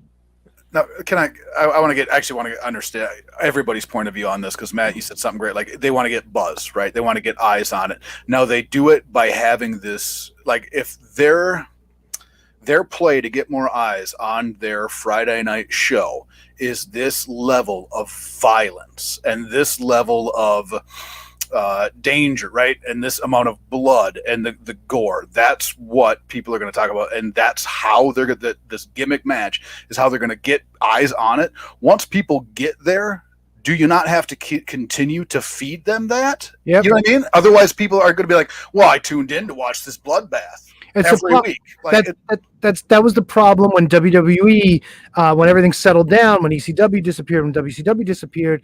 they kind of had to find a way to start putting things back in the box. The more boxes you open, the more you're going to have to keep opening. And it's a dangerous slope to go down. It really is. If you don't have stories and you're going to be Vince Russo-rific and you're going to hotshot everything like each week, you want to tune in to see what's crazy is going to happen. Eventually you're going to run out of crazy. Right. And well, here's the thing. Like, say like they saw the blood, they saw Ruby's Crimson Mask, they saw that power bomb, and they're like, wow, I really like this. So right now you've already solved the first piece of the puzzle. They're hooked. They might come back. Now, if you don't give them that next week, it doesn't necessarily mean though that they're going to go away. Maybe you'll entrap them by something else. Maybe you'll keep them in. And that's the hope. The hope is that you keep compelling. The ideal situation is you keep compelling story going, or you keep compelling TV going, and just not give. Because at the end of the day, if you give them blood every week, maybe they'll get tired of it by week 3. Maybe you give them something else that, like, oh, I came for this, but this is also pretty good. Stories! Yeah, there you go. Stories! Fuck yeah! Tony gets So she came back at Winter is Coming on December 14th, and this street fight took place January 11th. So there was about a month build to this. And if you go back to when she got her face broke in September, then it's been September to January. Now, isn't Willow fighting Ruby on an upcoming Dynamite? Willow! Isn't Nightingale fighting Ruby on the show coming up soon? Which is, that kind of threw me for a loopski, Magoopski. I think that's a great question, Kevin. I think. Well, handsome Willow's wrestling Tony Storm. Ah, Tony Storm. That's what it is. Tony Storm. Yeah. Just one question before we get to our guest. Yes. Jungle Hook or Jungle Hook? Clever. I'm all for a good wordplay. I'm all for good wordplay. What do they come out to fucking bare necessities? Boom, boom, boom, boom, bare necessities. Don't bare necessities. No worries and your pride. I scratch my back on this tree because that tree was meant for me. And that's the bare necessities. You think Tony Khan's got that kind of money to pay Disney to use the rights to that song? He better, because that would be That would be killer. Hold on. You got a problem with Carry On, My Wayward Son, but you want someone to come out to the bare necessities. Well, Carry On, Wayward Son doesn't really fit. Like, you know what I'm saying? All right, so you don't like Jungle Boy doesn't fit. Bare necessities, yes. If you're gonna be stupid and give Jungle Boy what should have been a singles run and put him with Hook, then give him bare necessities and make them fucking bop up and down as they're walking down the aisle too. Bare necessities. No Jungle Hook. Where do you fall on Wild Hips? What the fuck is Wild Hips? Clark Connors, can you explain to Tony what Wild Hips are? Oh, okay. Oh, baby, that's myself and Taguchi. When we put us together, you don't just have hips. You get your hips a little wild, baby. It's like Shakira's in the building. I'll pay that much. That's right. Fucking A, dude. Hips don't lie for you and Taguchi. I'm sold. See, it's better than bare necessities, but it's one or the other. Well, look, if you're gonna give me Jungle Hook, you got to go all in. You got to give me some Louis Prima. You know what I'm saying? I feel that. There we go. Now we're talking. Oh, Clark, thank you for joining us. Clark Connors on the show, making his return hot off of the Super Junior Tag League and his huge return at the New Jersey. Jesus Christ! I'm on vacation. The New Japan Rumble on 44th Street against Minoru Suzuki. Clark, how are you feeling? How is the Super Junior Tag League? Give us the whole skinny. Yeah, man, I'm feeling great. I'm back. My back is back. I feel better. That whole tour, that first match coming back with Suzuki, obviously, is kind of throws right in the fire. And it made me realize though that I can keep wrestling because I got through the Suzuki stuff. So the Super Junior tour was really fun, really easy. I got to hang out finally with all my LA Dojo guys and a lot of the guys on the tour. And like Gabriel Kidd and I got drunk every single night and most of the days.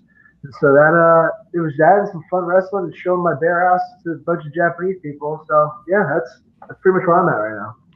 Now, for those not familiar with the Super Junior Tag League and the Wild Hips, and the drinking, that didn't start after the matches. You were drinking a beer on the way to the ring every night. Yeah, man.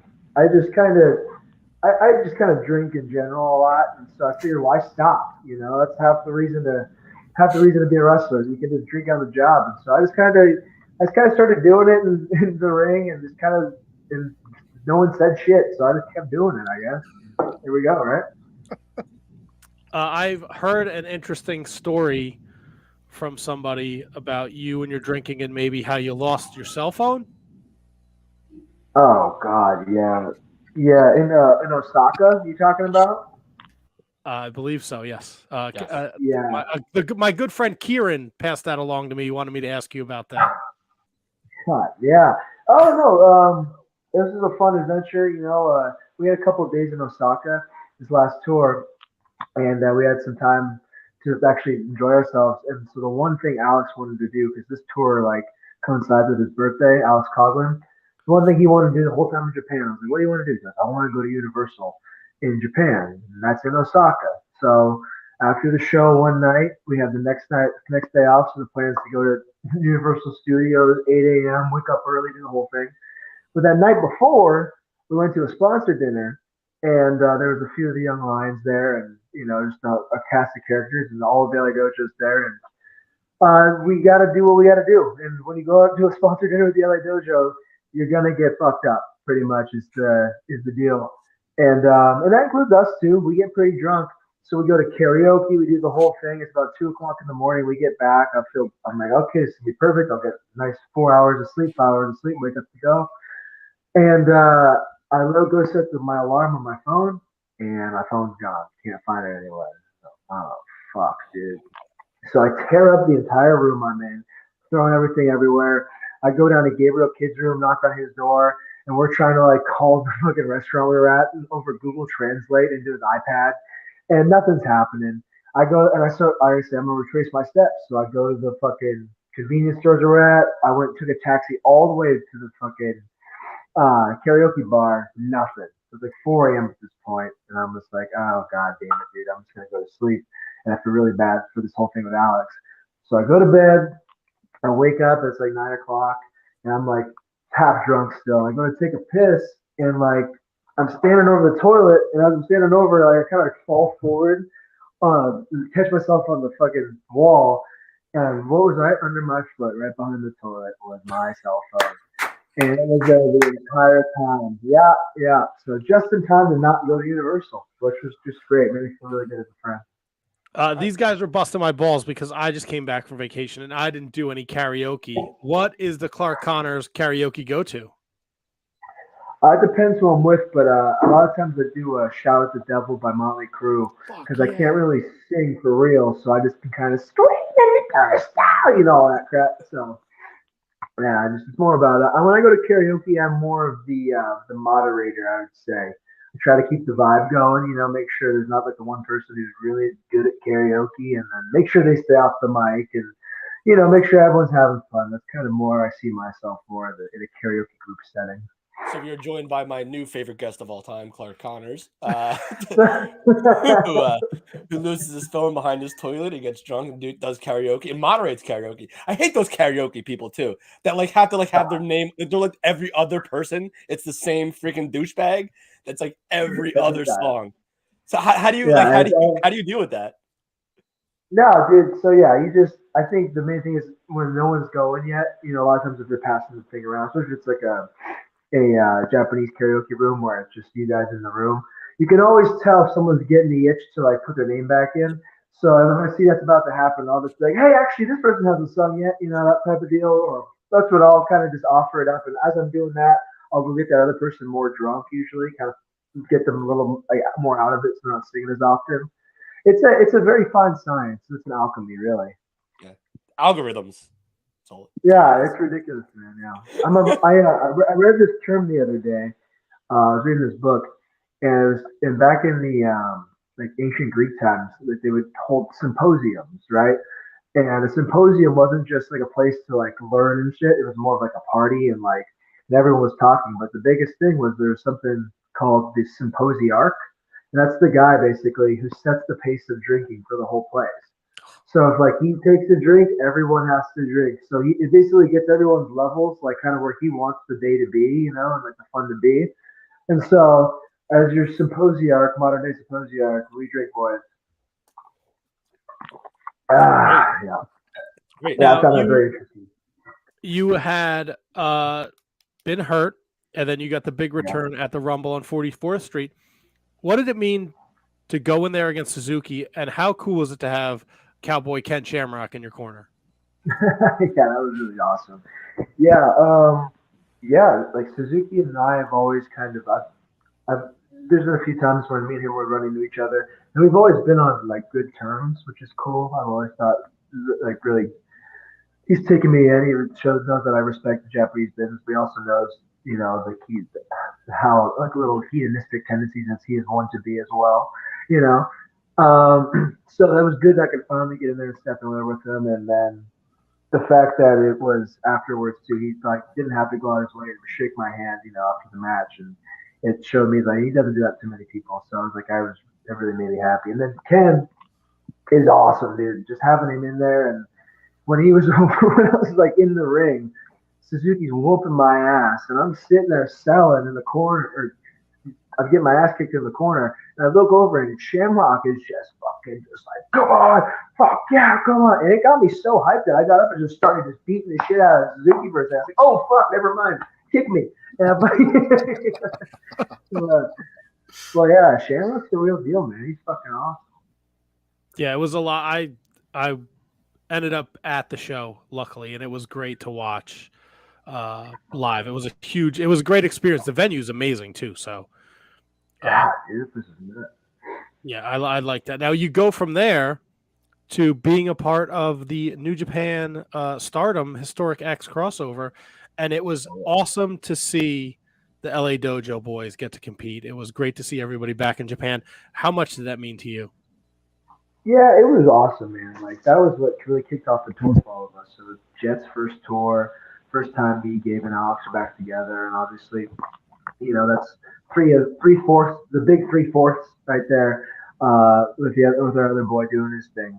But it was really great to get there, and we just felt like we came in just like how we always do, just like dick swinging, fucking ready to go, and we didn't have like that not that scary shit that we would when we first started out there where Shibata was like beating into us, Now we have this confidence of like, no, we're gonna do whatever the fuck we want, and we're gonna run shit, And so yeah, we had that match with those guys and just beat the living shit out of those kids, which was really fun, And it was good, and it was in a good, healthy manner that everyone liked and respected. So yeah, it was great just to be back in there, and I'll be grateful for that. And it kicked off a great tour. So you mentioned that it was almost all of you guys, the four, and obviously the news has broke that that Carl has. I'm assuming you're talking about Carl Fredericks. He has signed with WWE. What are your thoughts on that move for him and his future?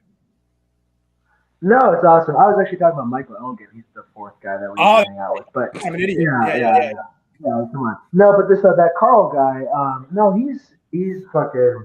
I'm so happy for him. I think I might be more happy for him than he's happy for himself even. Because he originally turned down a WWE contract to train in the dojo. Like he was already ready to do that 4 years ago. And Carl's, he's a little older than me. He's like 32 right now, or something, 31, 32, turning 33 maybe. And I was like, I've always thought, no, it's your time, dude. Like you got to go there. You got to make money. And they're going to use you and respect you just because he's a phenomenal wrestler, but he's like a phenomenal superstar, which is what they look for over there, in my opinion. I think he's going to do really great things quickly. So, and then hopefully just, cozies up close with the boss and keeps a spot for me when I'm ready to rock. I don't think a lot of people realize that out of that group, Carl was handpicked to be the guy, and obviously you and Alex and Gabe have definitely rose and made yourself superstars, but people forget like he won that Young Lions Cup, and he was supposed to have that first round match with Kenta, and then that pandemic fucked everything up. Yeah, man, he was and is the man. You know what I mean? And it was always nice because like when we're together, we take inventory of each other. In terms of like the four of us, Alex, Gabe, myself, and Carl. We're very honest with each other about what we need to fix, what we need to do, who we are as wrestlers, and we've always said that. Out of the whole group, obviously, Carl's the superstar. He's the guy. He's the guy that you can see having an action figure and fucking on a box of Wheaties and shit. And and that's his role, and so it's always been that way. We love it, we're excited for it. So. Now, you mentioned at the historic crossover that you guys beat the shit out of the Young Lions from the Tokyo Dojo, but that Oscar, and I'm gonna butcher his last name, Lube. yeah, I think that's it. He is an uncharacteristic when you think of a young lion from the dojo. He's gonna be something special. I think so. Yeah, I was. It's always so funny though, because when you see those guys, like I met him like years ago, because he came to the dojo for like a little mini tryout, kind of when I was over there, like I think in 2019 maybe. But yeah, I think it's just always so hard to tell for me, because when you go over there and there's these fucking nerds with their heads shaved and shit, and he's all pale and not wearing, and it's just like. It's like, good God, man! Like I can't see that being a superstar. But then obviously, I watch how he actually moves in the ring and fucking all that shit. And obviously, once he puts it together, his size is ridiculous. He's legit that tall. You can't teach height.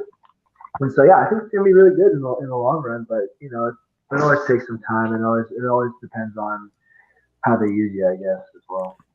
Well, you guys had sorry, Kevin. You had a super successful Super Junior Tag League. It was great to see you over there with the Wild Hips. How do you guys work in so much bare ass in every single match?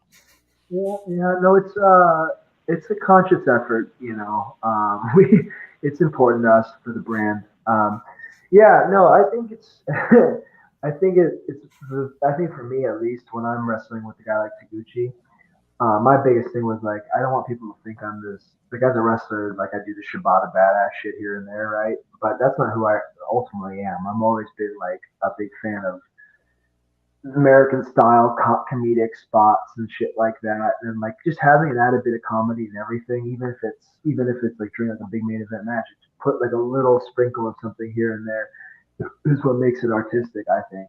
But with Taguchi, he already has his shtick. So for me, it's so easy just to go in there and basically pitch things that I want to see him do, or that I can do around him to make the bit, right? And so most of the time he's the fucking coolest guy in terms of just being like, okay, let's do it. So most of that shit, especially the bare ass and all that shit, yeah, that was my whole grand plan the entire time. Was like, I got to get my ass out by the end of this tour. So it's a big payoff. So yeah, it's fun. Yeah. Yeah, against the Sauce Hearts, he hit you with the yellow card. Were you worried he was going to get you with the red card? Yeah, you got to be careful with Taguchi sometimes, and he's a tough referee. He plays it pretty straight to the books. But I think I was fine. Yeah, I wasn't worried about it. But all that shit, that's my favorite thing about Taguchi too. Is like all that shit before our matches. It wasn't like we were talking about any of it beforehand. It was all just completely just trying to fucking have fun with each other and like make each other laugh. Shit would just happen all of a sudden. Like when he was wearing my gear, like he came out, he did that right before we walked through the curtain. He just walked up the stairs and had a cowboy hat on and the fucking vest on. And I started laughing my ass off. And he just walks right through the curtain. I'm like, this motherfucker. He didn't tell me about it at all. It was great. Yeah. Is there anyone who you guys go to and you go, you're gonna get the butt in the face spot, and they're like, nah, I'm good, man? No, I think everyone kind of thinks it's tight to have Taguchi's ass in their face. I think it's one of those like it's like Inoki slapping you, fucking Taguchi's ass in the face. It's a big sign of respect in Japan. Yeah. Is he ever like not like wipe proper if he's like got some heat with somebody? He wants to give you a little. Yeah, you gotta ask him, man. From what I think I actually was the one who had the ass in the face more times than anybody this tour, and it was cool. It was a little sweaty, but that's about it, man. We're all working hard in there. Yeah, no, and those gyms can't be cold. They gotta be hot. Bro. Yeah, I mean, especially in the wintertime, they crank the heat up in there, so it gets pretty gnarly. Honestly, that was my biggest thing. Was I was wearing these cotton. I never wear cotton under my wrestling tights usually, but I was wearing the red underwear, so I was just like, dude, I was making sure when I was peeing right before every match, like I would like shake it the fuck out to make sure there's not going to be like a little drip on there. It was my biggest fear of just like a nasty sweat stain or something, looking like I pissed myself. I don't think it would be a huge issue. No, it would be average, well, like below average issue. The crowd would be very understanding. Right? Yeah, it's about exactly. They're It's very all about how polite you over use there. it. They are. I'll get a small clap, probably, yeah. I know they didn't allow cheering, but there was clapping, and I guess that's a huge improvement from the no noise at all. But how Yes. important for you when you go out there is the fan interaction? Oh, dude, it's like, I mean, it's the reason got into wrestling. I like wrestling is the drinking on the job. First of all, second of all, I get a lot of free time. Third of all, is the money, which is I'm gonna actually scratch that. And that's not on there at all.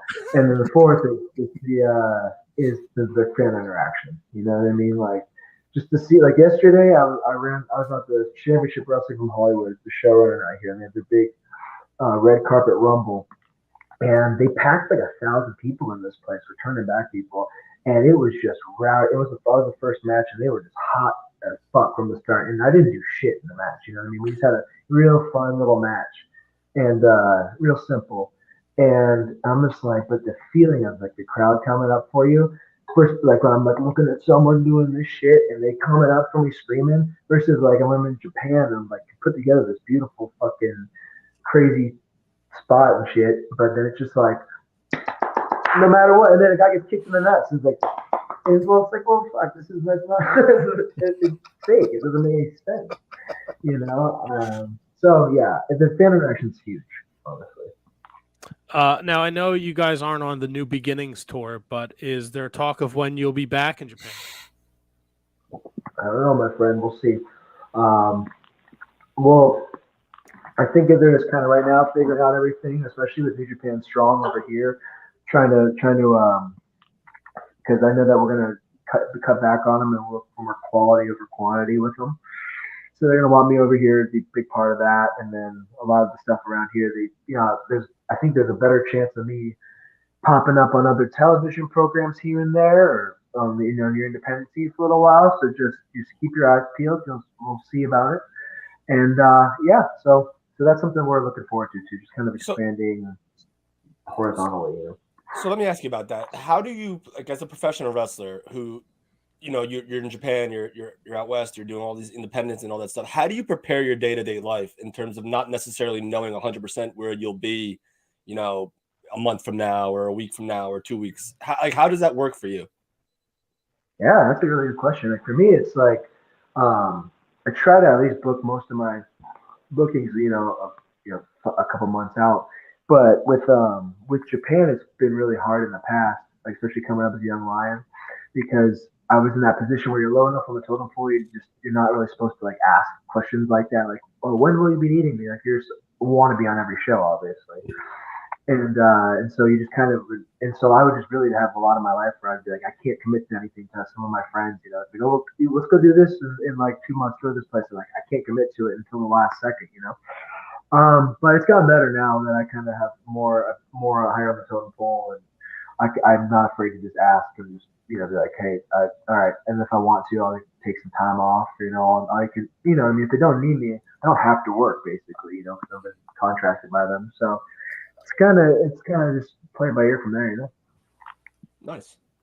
Yeah, it's a question that I've always wanted to ask guys in your position, and I never had a chance to. So it's pretty good. I like that. Thank you. Yeah. Any questions like that, I love answering that type of shit. That's cool. It's just like it shows the real side of the shit. Yeah. Cool. Yeah. Nice. Well, we're talking with Clark Connors at Clark Connors on the Twitter machine, Clark.Connors on the Instagram, and if you're looking to book him, he just told you he's open. Clark.Connors at Outlook.com. Yes, sir. Clark, what's on the agenda for Clark in 2023? What's a big goal that you'd like to achieve in the what'd you do with your finger there? I know, dude. Check that out. You see that before you just fucking pull off. That's crazy, dude. He's hardcore. I would say that for my Orange Cassidy match. Fuck, get this shit going. Goals in 2023. I want to win a title in New Japan. I know it's fucking whatever that is, but to me it's important at this point for the evolution of myself as a wrestler to get to the point where I can be I'm winning titles, you know. So I want to do that. I want to get at least 4.5-star rated matches by Dave Meltzer. I would love that so much. Yeah. And then I want to let's see here. I want to be voted Tokyo Sports MVP. That would be cool. No, I think I wanted to Clark. My main goal is the Clark Connors name by the end of this year to be in the pantheon of like, okay, this is like one of the top guys in this industry in terms of like he's on like I want people on my name in people's mouths, and I want them to understand like, okay, this guy's is a player in the game, and I get to actually show people how good I am. I guess I'm really excited to do that for sure. Well, Clark, we are rooting for you. We appreciate the time tonight. Anytime you want to come back on, you're more than welcome. You just want to hang out, shoot the shit, and drink with us. I mean, we'll have a fucking great time. I'm doing it anyways, man. It's like, so my last little thing is people are doing the dry January thing a lot, right? And I have decided I'm going wet January, maybe wet 2023. So I'm drinking at least one drink a day for as long as I can. So I work out every day or do something active, but I also drink at least one drink a day. And I just want to see how it's going to affect me, but it's going pretty good so far, and have a lot of fun. I think it's been really good for my mental health. So I'll keep you guys updated though. Oh, well, we'd love to check back in with you and have you back on, and maybe just have a show where we just hang out and drink and bullshit. I can do that with you guys. That's fun. You guys are awesome. Well, Clark, you're an absolute pleasure. Appreciate the picture of you rocking the gear by the pool. Of course, my friend. I got to show off this fucking pool for a reason, That's right. Last time we had you by the pool, you were yelling about shitting your pants to your neighbors. So. Yeah, I know, dude. Their kid fucking I've heard, but they don't really talk to me at all anymore. So does he know you're a wrestler? Nah, he fucking knows I shit my pants. Huh? I mean, everybody shits their pants. Come on. Everyone knows you shit your pants. Tony shit his pants a lot more recently than me. I shit my pants on Christmas morning. How do you like them apples? At the fucking breakfast table. At the breakfast table. Fuck you, dude. You remind me of Chris Dickinson, motherfucker. Holy shit. Holy fucking shit. No, I love it. All right. Well, you're from Delaware? I was talking to Janela last night. He said that people from Delaware, because I've never met a person from Delaware, he says, yeah, these people up there are like kind of like New York people, but like hicks, so they're fucking weird. Every one of them. He's not wrong. I met someone from Delaware. I know, this is pretty cool. Good to meet you, man. Fuck. Joey was not wrong. Then no sales tax, I'll get you. Yeah, let's bring you in. They make it on tolls. Yeah, buddy. Yeah. Well, Clark, it's been an absolute pleasure. We'll stay in touch. I'd love to get to back on to shoot the shit and hang out, man. Anytime, my friend. Awesome. Well, enjoy the rest of your night. We'll talk soon. Cheers. Thank you, Clark. Clark Connors at Clark Connors on Twitter, Clark.Connors on the Instagram. Give him a follow and check him out. Matt. No one is from Delaware, by the way. I don't know where that came from. Yeah. I don't. Yeah. Did he think one of us was from Delaware? I think he thought Tony was from Delaware. I thought I got that at the end. He's a funny fucking dude. I love that. He can move into my house. 2 4.5-star matches from Meltzer. I was almost on the fucking floor. Yeah.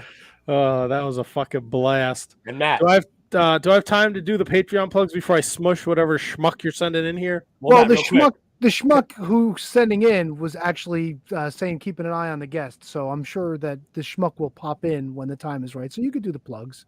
Top 5 guest. Oh, well, there you go. I'm sorry. I'm sorry. I wasn't paying any mind there, but yes, absolutely 100%, Kevin. I agree. Top 5. Great guy. Great guy. All right. Oh boy, we got Matt. You ready for this schmo that you're gonna mow over? I am, but I want to do the Patreon plugs first. Oh, that's right. Because we have new Patreons, which is amazing. Fucking A, dude. Do you want me to go to solo layout, or is everyone going to hang out? Anyone need to go potty? I have to pee. Potty. Yep. Yes. All right, I'm gonna go full face. I can't live up to Tony's reads last week, so just bear with me, people. We have a Patreon, patreon.com/Wizards Podcast. And for as little as $1 a month, yes, $1 a month, you lovely creatures, you can support the Shining Wizards Wrestling Podcast. $1 a month, you get mentioned on this show every single week. $3 a month, you get the mention and you get the bonus content. Kevin did a watch along recently. It's fantastic. $5 a month, we'll plug your website, your social media, anything we deem, we're not going to like promote like some weird political thing or some racist bullshit. We'll plug your Twitter and your fucking website or whatever you do, your podcast.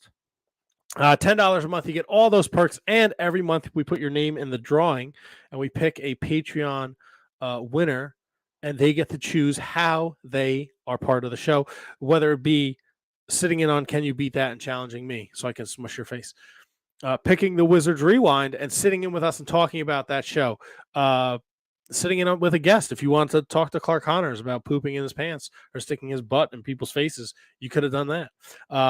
You can just hang out with the Wizards for a segment, whatever you're up for. So that's at the $10 tier. $1 a month, though, it's a big win. We're going to take this time to thank those that support us over at our Patreon. Kathy Hummer, the queen of the Shining Wizards. Manny Carazzo, the king of the Shining Wizards. Danny Rusinello, at Not Danny Russ on the Twitter machine. Anthony Rusinello from the Mark Order Podcast. Sean Toe.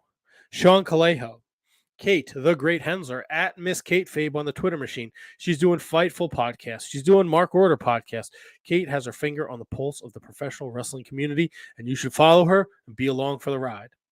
Matt Garifo, no relationship to the KJG, at Who Dat Matt 81. Christine Friesendorf. Mark Parloni. Thomas Kops, the Mott Spock, at High Five Tom. He does the Marking Out Ring of Honor Revelry podcast. And he just started his own Midwestern wrestling podcast. And I don't have the name on the sheet. And that's on me, Milwaukee Tom. It's the Midwest Wrestling Roundup. The Midwest Wrestling Roundup. Ye motherfucking ha, cowboy. Kieran, my co-host from the Bread Club. Bon Beasley. Eric Freeds, constant supporter and follower on the Twitter machine. S.J. McDonald had a farm. E-I-E-I-O. Big new follower. Very active in the Discord. Love it. She's a sweetheart from the Canada. 2 Canadians. We're big in Canada, people. We're over in Canada. Tell a friend. Michael Hammond. Matthew Birch, the true Prince of Pro. He popped up finally. I haven't seen him in a couple weeks. Braden Bergen at Enfuego30. He's our #1 fan from Iowa. Brendan Haney, he's doing notes for us.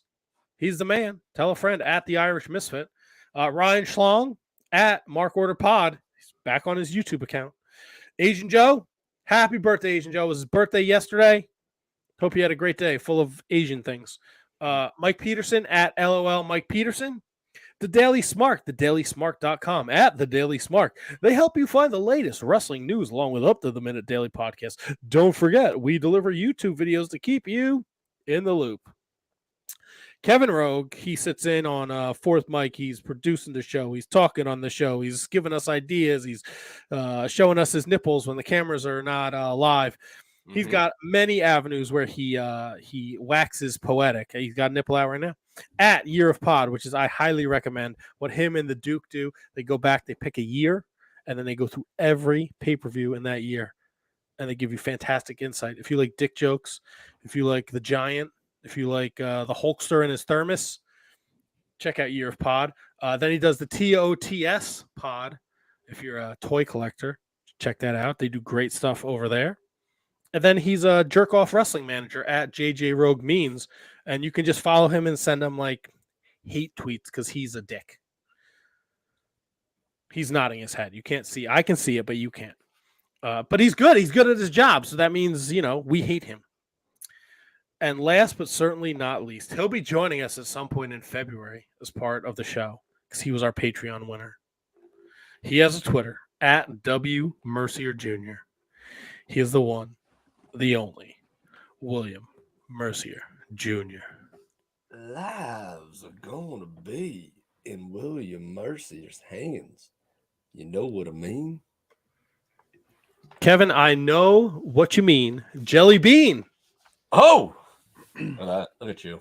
I updated tons of things. I have a brand new list with all updated information on it. I printed out all the picks from 2019, 2020, 2021. I got a lot done today. What is this? Ladies and gentlemen, Oh boy. the man, the myth, the legend, the one who will be challenging Matt tonight for the Can You Beat That Championship, the captain. Hello, you sexy fellas. Little different Monday night for me. I'm used to having my Monday nights raw, but I'm glad to be here for the Can You Beat It Off challenge. Were you the captain of Matt's cruise? Oh, I wish we would have had a great time out on sea. Just him and me and a little bit of implication. No, I actually didn't get to meet my captain. You didn't go to captain's night? Captain's night? Yeah, everybody dresses up. You put on a suit and a tie. You get to walk around like you're really fancy. Do you think I packed a suit and tie? I'm going to say yes.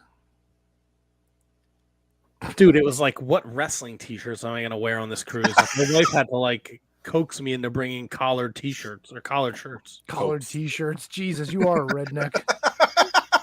God, imagine Matt walking around with a t-shirt, like a Bullet Club t-shirt with a collar on. Well, I'm happy to see the captain. Captain, how are you, Challenging Captain? you tonight, Matt.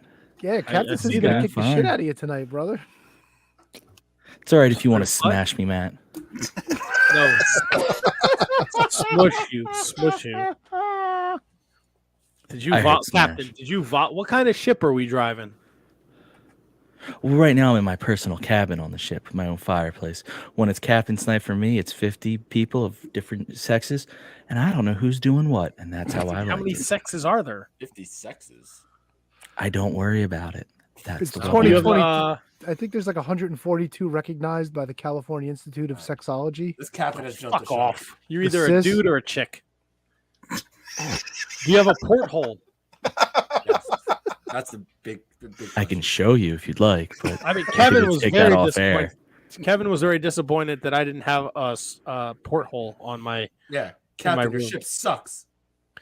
There were fucking portholes, Kevin. It just wasn't in my room. Who wants a porthole? Give him a porthole. I'm always looking for some portholes. That's right. Now, were you asked to do this, Captain? Did the committee reach out to you? I'm very interested on this. An anonymous source from the committee reached out to me asking if I wanted to be on the show, and I said I would love to get smashed by Matt. Smush. We're not saying smash, Captain Creepo. Captain. I heard smash. You're more not entertaining Kevin. than any other. Can you beat that challenger outside of Kevin Rogue? So this is, I mean, Well, that's you're up already until the challenge starts, and then my skills quickly because like fade Petey away. Brown didn't bring none of this to the table. He just showed up. He was like, "Yeah, I like to play a game." Christian Rocco shows up. I play wrestler, so I know stuff. I'm the kid. They make me out. They go call me Encyclopedia Brown.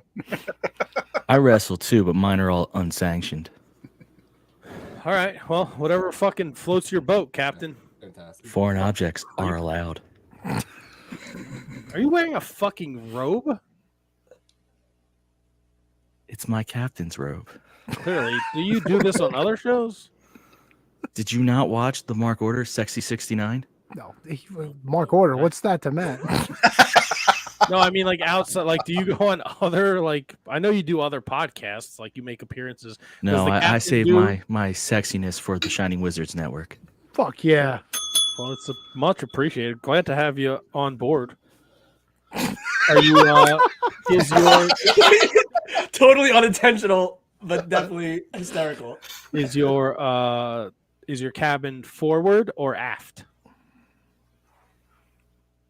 It starts forward, then I go aft, then I'm back to forward, then I go aft again, So you have and a then I hit moving forward cabin. one last time. Do you know So you why can the have the Do you know why the length- captain likes to drink? Because his room is on the port side.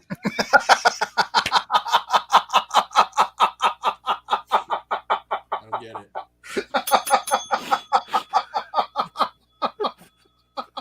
it. Where's your fire? Behind me, I'm covering it with my big fat head. Oh, okay. The one on your shoulders. Thank you, handsome Kevin. Is it safe You to have a are fire at quite sea? handsome. I mean, you know, I'm the captain. It's I safe make to my have own a fire. You're rules. surrounded by fucking water. Of course it's boat safe. can still burn. I mean, the boat's not made of water. I mean, do you not know how to use a fireplace? My cabin can get quite wet, but that's a whole different story. All right. Tony, start this motherfucker. You should have had Taguchi and Clark Connors in your cabin. Butts and With everyone's those faces. hips, they do not lie. People are very. Mott Spock is super excited to see this character known as Schlong. I only know the captain is here. I don't know who the Schlong is. Yeah, I don't know who Schlong is. I know the Schlong is quite handsome, and I'm very honored to be thought of as him, but I'm not him. I am the captain. S.J. McDonald, Hugh Hefner on the ships. LOL. I like Hugh Hefner of the High Seas better. I think that's pretty good. That's the cliche. I like Papa Schlongo. That is amazing. Come on, Nelly, get down. Nelly, I have to play. I have to beat him. Well, if everyone's ready to get involved in the festivities here, I'm ready. It's time for everybody's favorite game show. Can you beat that? Fresh off his very boring vacation, Shining Wizards Matt has returned to take on the Hugh Hefner of the High Seas, the man, the myth, the legend, the guy with a fireplace and Taguchi drawers in his cabin, the captain. Gentlemen, how are we doing tonight? I'm great. I want to know where this cock-sucking committee is and how come they didn't bother to reach out to me and let me know who my challenger was. They know That's been what the home for committee's 2 doing. I days. want to know where they are, too. All right, the captain's a fucking pervert, dude. I think in fairness, the committee was taking an extended vacation after the last championship bout. So, they wanted to put some things together and give you a brand new surprise for this new year. What better surprise than your challenger tonight, the captain? Yeah, the captain who should be on a fucking sex registry the way he keeps fucking talking.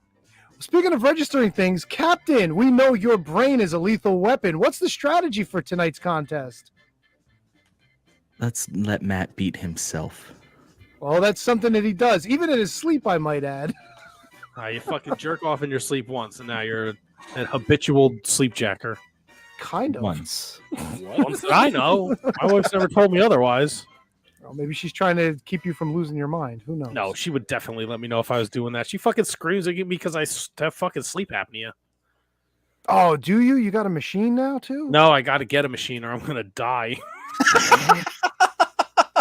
My wife reads me the same riot act, Matt. Don't worry about it. Stay strong. Trying. Well, just so you know, if you do decide to go, this will become the Shining Wizards Matt Memorial. Can you beat that championship? I would like the captain to present the championship at every defense. We're gonna melt it, put it in an urn, and then spread it over wherever you decide to lay your freaking body. Well, wouldn't it be at sea? Yeah, we're gonna put it at every destination Matt didn't go to on this cruise. Saint Jubilee. There'll be some in Great Stirrup Cay and the Dominican Republic. Yeah, we didn't go there. They're redirected. Well, that's or Verona.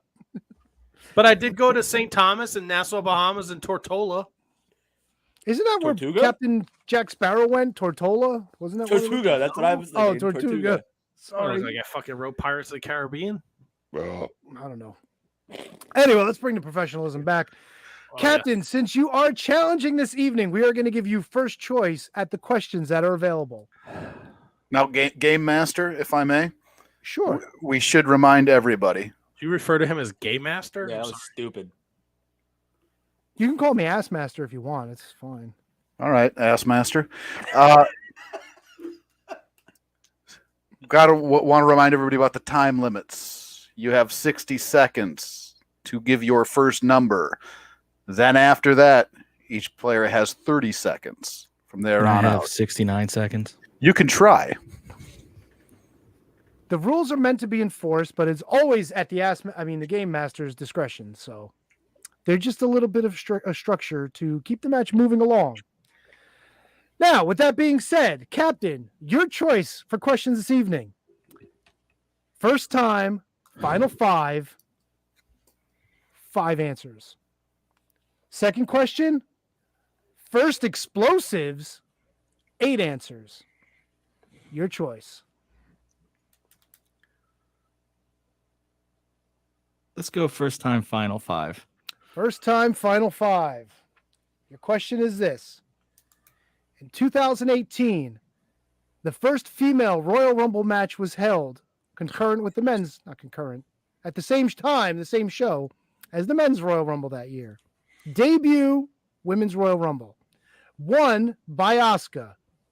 The question to you, the 5 competitors that were in the ring as part of the final 6 with Asuka. So I'm looking for 5 answers. The other 5 women in the final 6 with Asuka. How many can you name? 60 seconds starts now. I feel like we should have some sort of like tick tock, something annoying. You are annoying. Other than the sound of my voice. 2018 Royal Rumble. Asuka was your winner. Need the 5 female finalists that were there in the final 6.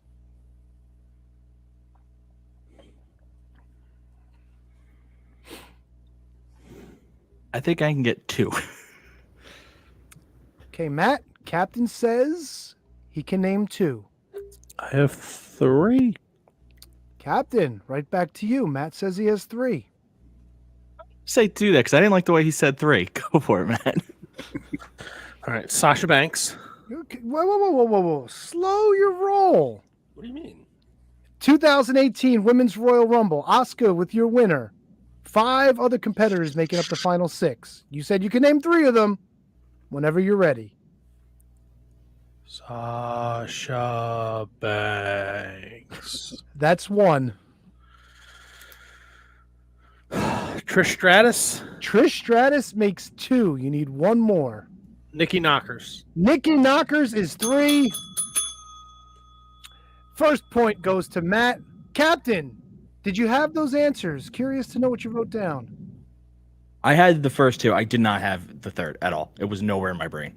I have nothing after the third. Tony, was I wouldn't have guessed that, McCool, so I was out. Michelle McCool in there? Michelle McCool was not in there. So, Matt, you had no other answers written down. I just had those 3. Okay. Handsome Kevin, any ideas who else was in this mix? I only wrote down one name, and it was Charlotte. No, Charlotte was not in the final 6 competitors. The other 2 answers we were looking for, Bailey. Natalia and Brie Mode. Came down to never Brie and gotten those Noah ones. with Asuka. They were the final 3. Yeah, people were pissed about that too. Of course they were, because WWE fans suck. Matt, you get the point, and the question goes to you this time. All right. The topic is first explosives. Christmas Day this year. That would not be the first explosives, my friend. It's like 5:15 a.m. today. That would be holiday explosives. October 2nd, 2019 was the debut of AEW Dynamite, which was headlined by Chris Jericho and Proud and Powerful against Kenny Omega and the Young Bucks. 8 other single competitors wrestled on that debut show. How many of them can you name? I'm at 2 right now. So I'll go 2 to start. 2 to start. Captain, Matt says he's got 2. Question to you is, can you beat that? Debut episode, AEW Dynamite. I know I got 3, but that's about it. Captain says he's got 3, Matt. I'll go 4. Matt comes back with 4. Captain, can you beat that?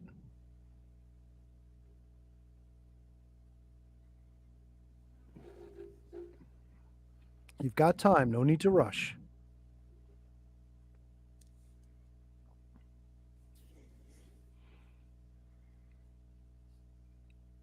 I think I could do 5.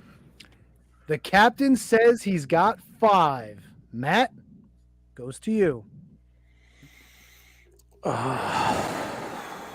Debut episode AEW Dynamite. Headlined by Jericho and Proud and Powerful against the Elite. Wow, this is such a weird pull, but I love it. I'm going to go 6. Matt is going 6. Captain, Go for it. I was pushing at 5. Matt, 8 singles wrestlers on the undercard of the 2019 debut of AEW Dynamite. You said you can name 6. I know Sammy Cody was the first match. That is 1 and 2.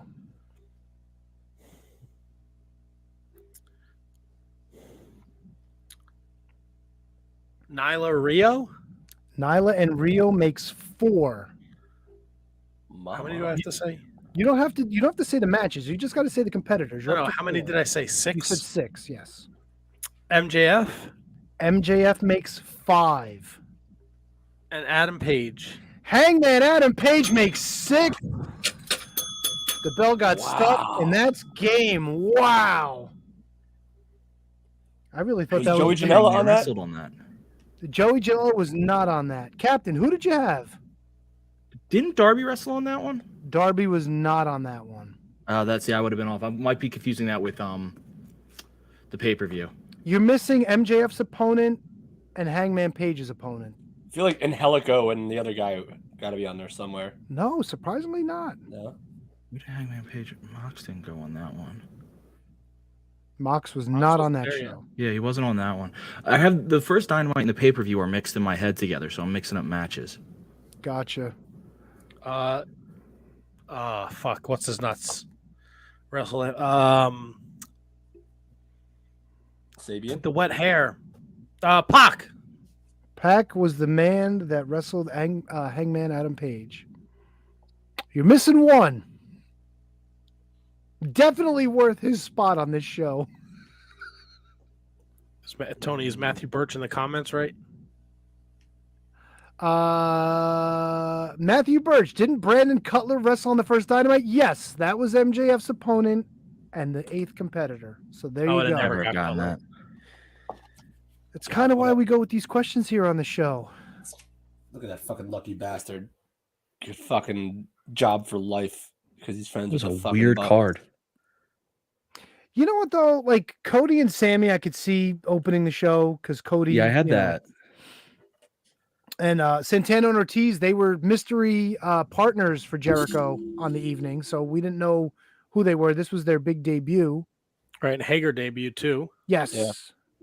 It's so funny. I rewatched their All Out debut today, actually. Santana and Ortiz. It's pretty good. They had the president's masks on, and they beat the shit out of the Young Bucks. Matthew Birch was also correct earlier. Charlotte was one of the champions, so she came out to be there for Asuka to challenge. And we actually got the re-debut of Ronda Rousey at the end of that. Yes, Royal Rumble? yeah. Charlotte came out, and then Ronda debuted. Who was the other women's champion? Was it Bayley? No, it was Was it Becky? I don't think it was It's got to be one of the three of them. Becky. Let me see. Aftermath. Could have been Alexa Bliss at that point. It was. She was the Raw Women's Champion, and SmackDown was? was Charlotte Flair. Who There was? you go. It was Bliss. Oh, Alexa okay. Bliss. There you go. So there you go. Ha ha.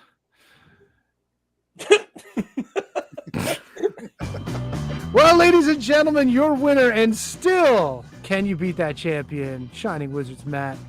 We want to thank the captain for coming out to join us this evening.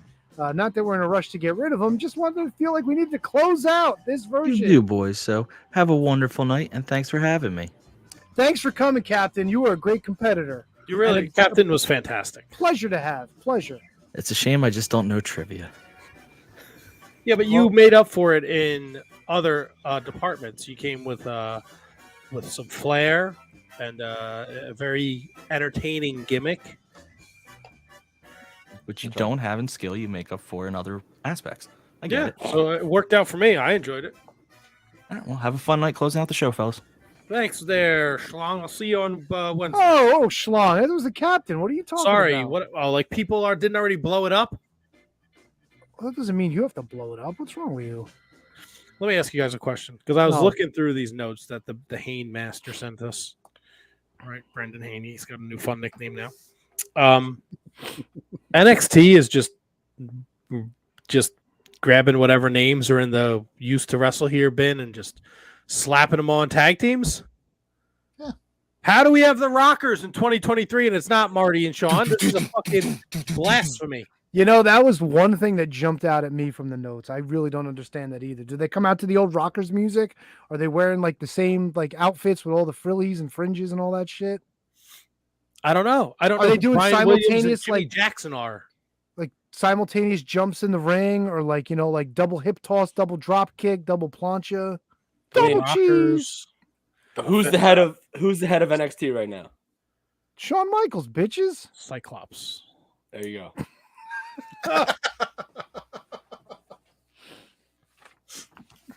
Yo, I don't care, man. I still love the new Rockers too. By the way, I love Marty and Leaf.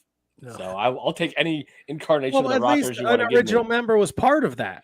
Oh, I don't care. Give me two strangers as the Rockers. I'm in. Can you isolate that? Give me two strangers. Start sitting on both your hands, buddy boy. Maybe 2 hours and 4 minutes and about 50 seconds.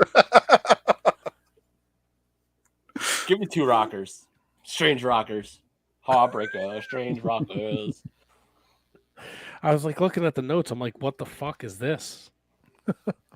I thought maybe because I saw it too in the notes, and I thought maybe it was just like a parody, like maybe like Pretty Deadly were coming out as the Rockers, but no, they were actually two strangers in the night as the Rockers. Super weird. Love it. Give me the Tony Rockers. You're down on Jungle Hook. We got new triple. We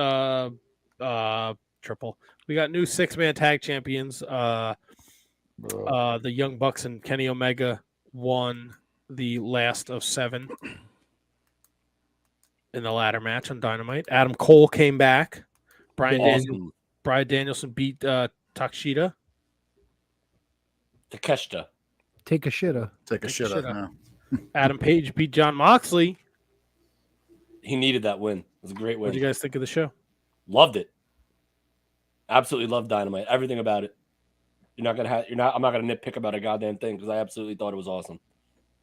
Everything from the only thing that I will nitpick is I was shocked that they opened with Paige and Mox. I thought they were gonna open with the ladder match because like history has shown that like nobody gives a fuck about the Bucks and Kenny and Death Triangle according to the ratings. So like, but I was glad to see that I was wrong. But I would have switched the order and it would have had Kenny and the Bucks open with Death Triangle and then have Paige and Moxley, because the story was really there with Mox and Paige. Like that's heat. That's like real like I want to fucking kick your ass shit. Where this is just we have to have a match because it's what we said we were going to do. So anyway, but I love the show. MJF was great. Daniel Bryan was great. Everything. Ricky Starks. Everything was good. And so Kevin, did you get to see the show? I watched the show. I did. I don't think that I am as high on it as other Kevin, I guess. It was enjoyable. I didn't care for the Adam Cole promo. And not just like nothing against Adam Cole or anything like that. It was very predictable in the way the presentation came out. We've seen that promo before from other competitors that are coming back. Nothing against him. Happy he's okay. Happy he's coming back. It was watching it. It was just very predictable for me, and I don't like when it's that predictable. Loved what MJF did. He took a lot of heat online for it, but I thought it was some pretty good classic heel work, which is kind of what he does. So that's fantastic. Don't give a good goddamn about the trios. In fact, I could even say I fucking hate trios. So give a shit less. I don't care if they were doing the best out of fucking 9, not best out of 11. Don't care. Didn't matter to me whatsoever. The Hangman Mox match, I enjoyed it. Danielson, I always enjoy. So I mean, it was a good episode. I wasn't putting craters in the moon. Oh well, no. I mean, I was just kind of like emphasizing it for just I guess the sake of emphasize. But I really did like I didn't turn it off for a second. Like, you know what I mean? Like, it was one of those shows where, like, I just didn't. Normally, I will switch back and forth if there's a hockey game or basketball on. I didn't change the channel at all for AEW this week. And I thought that the Adam Cole stuff, the fact that Tony Schiavone said, "Please welcome my guest at this time," and didn't say his name, And then Adam Cole comes out, bro. The pop was nuts, so insane. Did anybody believe that the Bucks and Omega weren't going to win that series, especially being down 3-0? Like it's just I don't know. I don't like it being that predictable. Right, and Matt, let me ask you this because there's been a lot of scuttlebutt because we're coming off Wrestle Kingdom. Kenny Omega obviously wins the United States Championship, right, against Will Ospreay, and so now like. There's been a lot of debate about how he's used in New Japan and how he appears in AEW. And it's almost like in AEW, Kenny Omega is like a cartoon character, where in New Japan, he's a legit certified, like, dare I say, like Undertaker badass type dude. Why doesn't AEW do that with him? And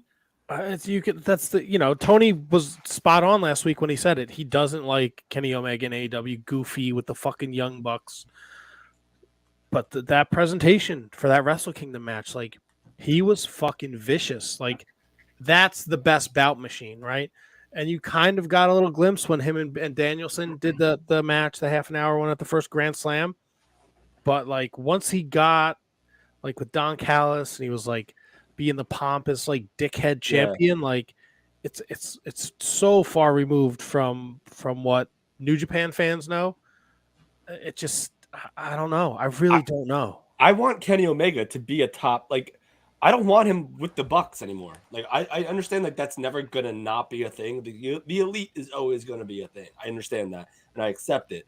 But I want Kenny Omega back on my main events. Like, I want him fighting Mox. I want him fighting Jericho. I want him fighting Daniel Bryan or MJF. Like, that's what I want. Give me Kenny Omega MJF as like a serious fucking feud. Like, I don't know. Maybe I'm missing something. Am I missing something with Omega? No, you're not. I don't. Again, it's one of those things that doesn't make sense. Like, why is Lance Archer in the G1 more important to me than Lance Archer on Dynamite? Like, I don't know why. And it might be because he is part of he's an EVP and that's creative. Like, maybe that's just the way he wants to be seen in America because maybe he thinks American wrestling is goofy. I have no fucking idea. He had no trouble exercising losing control as an EVP before, so far be it from him to maybe put himself in a position to be higher up on the card. It's weird. Tony was spot on last week when he said it, man. Yes, like, dude, it's a whole different presentation in Japan, and it's weird because he's the U.S. champion now, and he fucking teamed with Okada at New Year's Dash, which was huge. Did you see what Ibushi said about not ruling out him and Kenny Omega teaming again? I would love to see Ibushi come back. Love it. People want it. They need it. We need Tony the Golden Lovers. Tony the Golden Lovers. I miss my fuck boy. Yeah. So do I. So next week on Dynamite, we got Danielson, Bandito. We got Darby Allin, Kushida. Kushida's making the fucking rounds. He won a 6-way at the Impact pay-per-view. Bullshit. And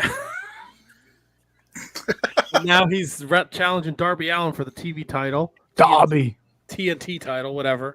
Darby, get to the chopper. And then Pockets is defending his title. I love how Matt calls him Pockets now. I love it. Fucking Pockets. That's his name, right? Fucking Pockets. Oh, Matt left. Oh, there you go. What? Here? When you turned your head, the shit disappeared. Like we got a little swirly, and then as soon as you turned back, you came back. Interesting. That's really all I got in the AEW. I mean, I know we're up against it, so I don't want to start a conversation that we can't finish here. Can I give you results from my new favorite wrestling show, Wow Women of Wrestling? For this it's back. Fuck yeah, it's back. I don't know what happened, but my DVR actually caught up to it.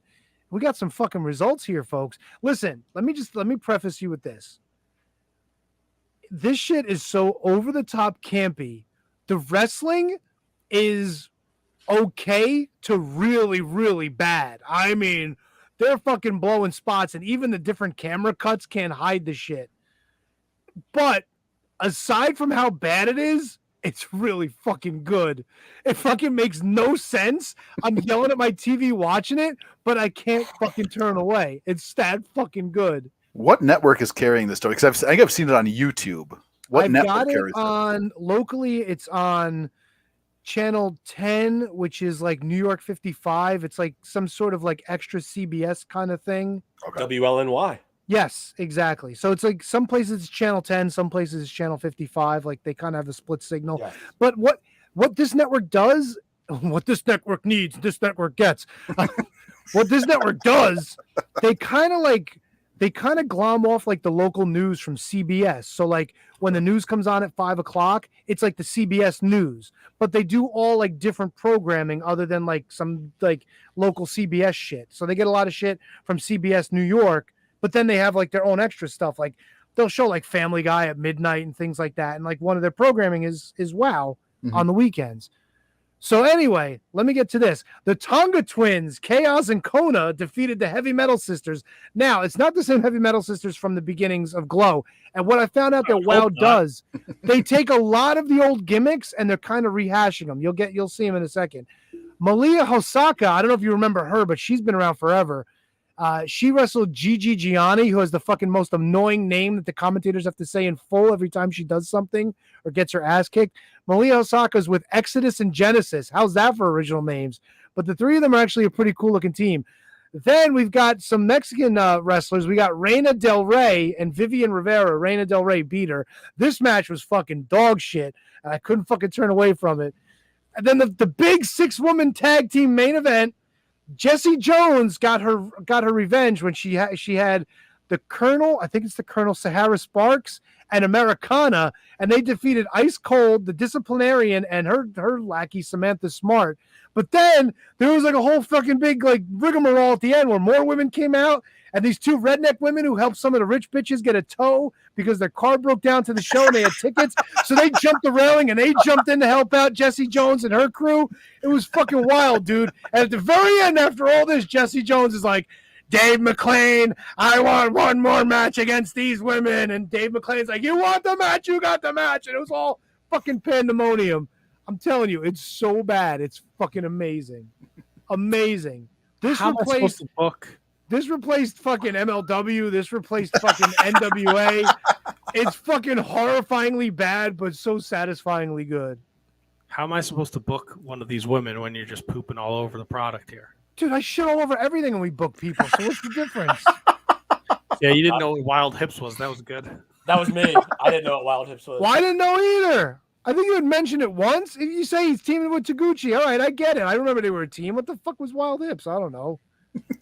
Yeah, and I mistook Carl Fredericks for Michael Elgin. No, you didn't. He was ribbing you, dude. Oh, was he? Yes. All right, well, I was ribbing him about Hips Don't Lie, so there you go. No, it all worked out. So I was making him laugh in the chat when he was down below, whatever the fuck we were talking about before that. He was fucking laughing. Yeah, you guys. Bare necessities. It was great. That's right. So we've replaced NWA and MLW with women of wrestling. It kind of seems that way, and I'm sort of okay with it. So Brendan Haney, we're going to need women of wrestling results every week now. I don't know where the Tony. fuck to find Listen, them. Tony, watch. He'll give it to us. Yeah, but I want to follow along. What if it's a good story? Where can I? Is it available on YouTube? Can I watch an episode? You can just set your DVR. Do a search for WoW on I don't have a DVR. I don't have cable. Oh, that's right. You suck. Right. No, I don't. I stream. I have Hulu Plus. You don't have broadcast? Like, Hulu. Like no. You don't have 24/7/5? I do. Let me see. Let's see what's on the Hulu. You, what would it be? WNL. Probably get 10. Oh, I think you can watch the episodes right on the website. It looks like. Oh, can't wait. Live filter. I want to see the triple. There's a cat commercial. Talent. There's some episodes here, but let me see. The Travel Channel, True TV, TV. Tony, is Kayla involved in that promotion? No. The girl Sparks was the one that I mentioned earlier. She's it's Sahara Sparks. She's like Sahara Sparks. Yeah, so she's like different Sparks. She's like a general or some shit. Like she's like the whole thing. Oh, like, I do get it. There you go. So Jessie Jones is like she's like a country girl, and Americana's like USA is she a country girl. No, but who is this like Maria Kanellis' vehicle? No. This was supposed to be set up for. This is not Women's Wrestling Army. What the fuck was her name? Oh fuck! It is. Oh, what do you mean it's not available now? What the hell's her name? God damn it. The one that was the champion in Impact. Tessa Blanchard. This was supposed to be her vehicle, but they had to throw him out.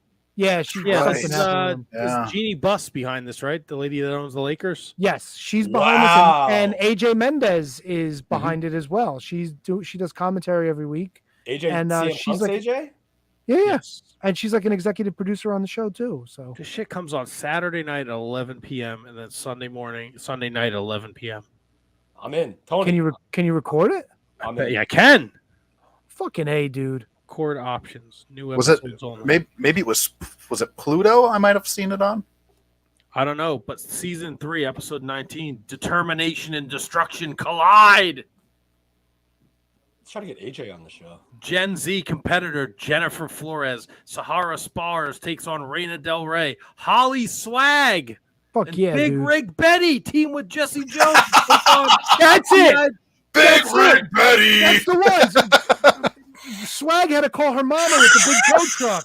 So And her like mom Big was Rig Big Betty's Rig like bitch. Large Marge and like And ODB. she was driving the big rig, bro. She was pulling the horn and everything. Tell him, And tell she's him, like, oh, mama, it's tell him tickets for Large that. Marge sent It's ya. tickets for that wrestling we want to see. And she's like, well, come on, girls. We got to get you there. Fucking Tony? fantastic, dude. Tony, I'm not gonna lie, you've piqued my interest. I'm not even joking, I dude. am going to watch this. It's going to be amazing. All Let's right, get so Large we've- Marge on the show. I can't believe all of us are going to be watching fucking WoW. I can't wait. It's replacing NWA, and then if we're going to replace MLW, I think we need to do the XPW route. No, fuck that. 'Cause I think that's free on YouTube too, so we can watch that hot garbage. Not fucking doing it. No disrespect. Yada yada yada. There's not Fuck that. You know, if I'm gonna mix porn and wrestling, I'm gonna watch something that's done a little bit more tastefully. Yes. Like WoW. Actual porn. Like wow. No, WoW's a very wholesome show. It's actually kind of neat to watch. Kind of neat to watch. Yeah, dude. It's fucking. Tony. It's so bad, dude. I'm not even joking how bad the wrestling is. I need a Big Rig Betty T-shirt. I gotta find one of those. Tony or Matt, what are the odds we could reach out to Big Rig Betty and get her on this show? Oh my god. Does she have a Twitter? Tony? Let me look. At Big Rig Betty 69. I don't know. Big Rig Betty. Wow. Twitter. What do you got? What do you Let's got? see. Show me something. Oh my god. Maria. What is this? Maria? No, who's Maria this? James. Is that her? Amazing Maria? She oh, there it is. Wow _ Big Rig Betty. Gonna give her a nice follow. I'm gonna follow her too. You got the DMs open. Let's send her a message. I got a new phone, so I can follow everyone I want right now. And, Big- and see Big if she'll Rig. get what's her name in there too? Holly Swag. I like Fuck it. Holly Swag. Fucking Yeah. at Wow _ Big Rig Betty. There Big she Rig is. Betty. Send her a message right now. Hold Fuck on. yeah. How do I find people? How do I search? What's going on here? Okay, there you Love the product. go. Wow. _ Any interest Big Rig Betty. in joining Big Rig Betty. Fucking us? Big Followed. Rig Betty. Holy shit. podcast one Monday night? I'm gonna follow Reina Del Rey too. Why not? Fuck, follow them all.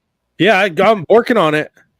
Just What a about mother trucker trying to find her way. Who's Fuck Crush? yeah. I'm gonna follow Crush too. I don't know her, but I'm gonna follow her. I think that's Oh, the man, chick that was BK punching Rhythm. Tony Atlas in the head. BK Rhythm, Americana Wow, G.I. Jane. I'm following everyone. Yeah, you and me both. Who's Jetty or Judy? The Appalachian Dream. Following her. I don't care. Oh, fuck me. Holy shit. Who's ready for some mother trucker action? Following them all. Oh, Yeah. goddamn. All right. Well, the message has been sent out to Big Rig Betty.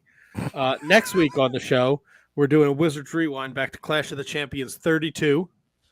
So be sure to tune in for that. We got Jossie. We are making up our Jossie interview on January 30th. Holla, holla. February 13th, he's the voice of New Japan Pro Wrestling. Kevin Kelly is going to be joining us. Fuck yeah. Love it. And then we're working on Big Rig Betty, and Vinny Pacifico might be coming back at the end of February. So Like The that. fucking asshole that goes out to get his brother donuts in the middle of a fucking nor'easter. Hey Tony, don't count him out, all right? Don't Oh boy, what a great show! It's great to be back. Great to have everybody back. Kevin and Tony held it down last week with an excellent episode. I am sorry I disappointed everybody by not taking my shirt off and spreading vanilla ice cream and cheeseburgers all over myself. I'll work to improve my animal magnetism. Can we call this episode "No Portholes"? No portholes or portholes? You could just say there were no portholes with a big exclamation point. No portholes! Exclamation point. We'll be back next week with another fun-filled episode of the Shining Wizards Wrestling Podcast. If you are not subscribed to the youtube.com/The Shining Wizards, you want to hit that subscribe button, hit the like button on a video, leave a comment, let us know you're out there checking us out. And then, of course, subscribe on all podcasting platforms. We're on Spotify, Apple, Stitcher, Amazon. We're everywhere. Google Podcast, Audible. We're everywhere. We're everywhere. We literally are everywhere. You got a streaming service? We're on that shit. iHeartRadio. We're on fucking iHeartRadio. iHeartRadio. Guacamole. Fuck yeah, dude. Fuck Listen to the Shining Wizards Network, by the way. We're hoping to have a brand new commercial block next week so we can actually take an extended pee break. Still waiting on a few commercials to come in. All right, well, enjoy the show. I don't know if we're doing a Wizards After Dark, but we'll talk about that after we do this show thing where I put up the gimmick. Oh, yeah. Right? Put that Free up. time. Who's hitting the button? Good night, Diana. Oh, be nice, you. Be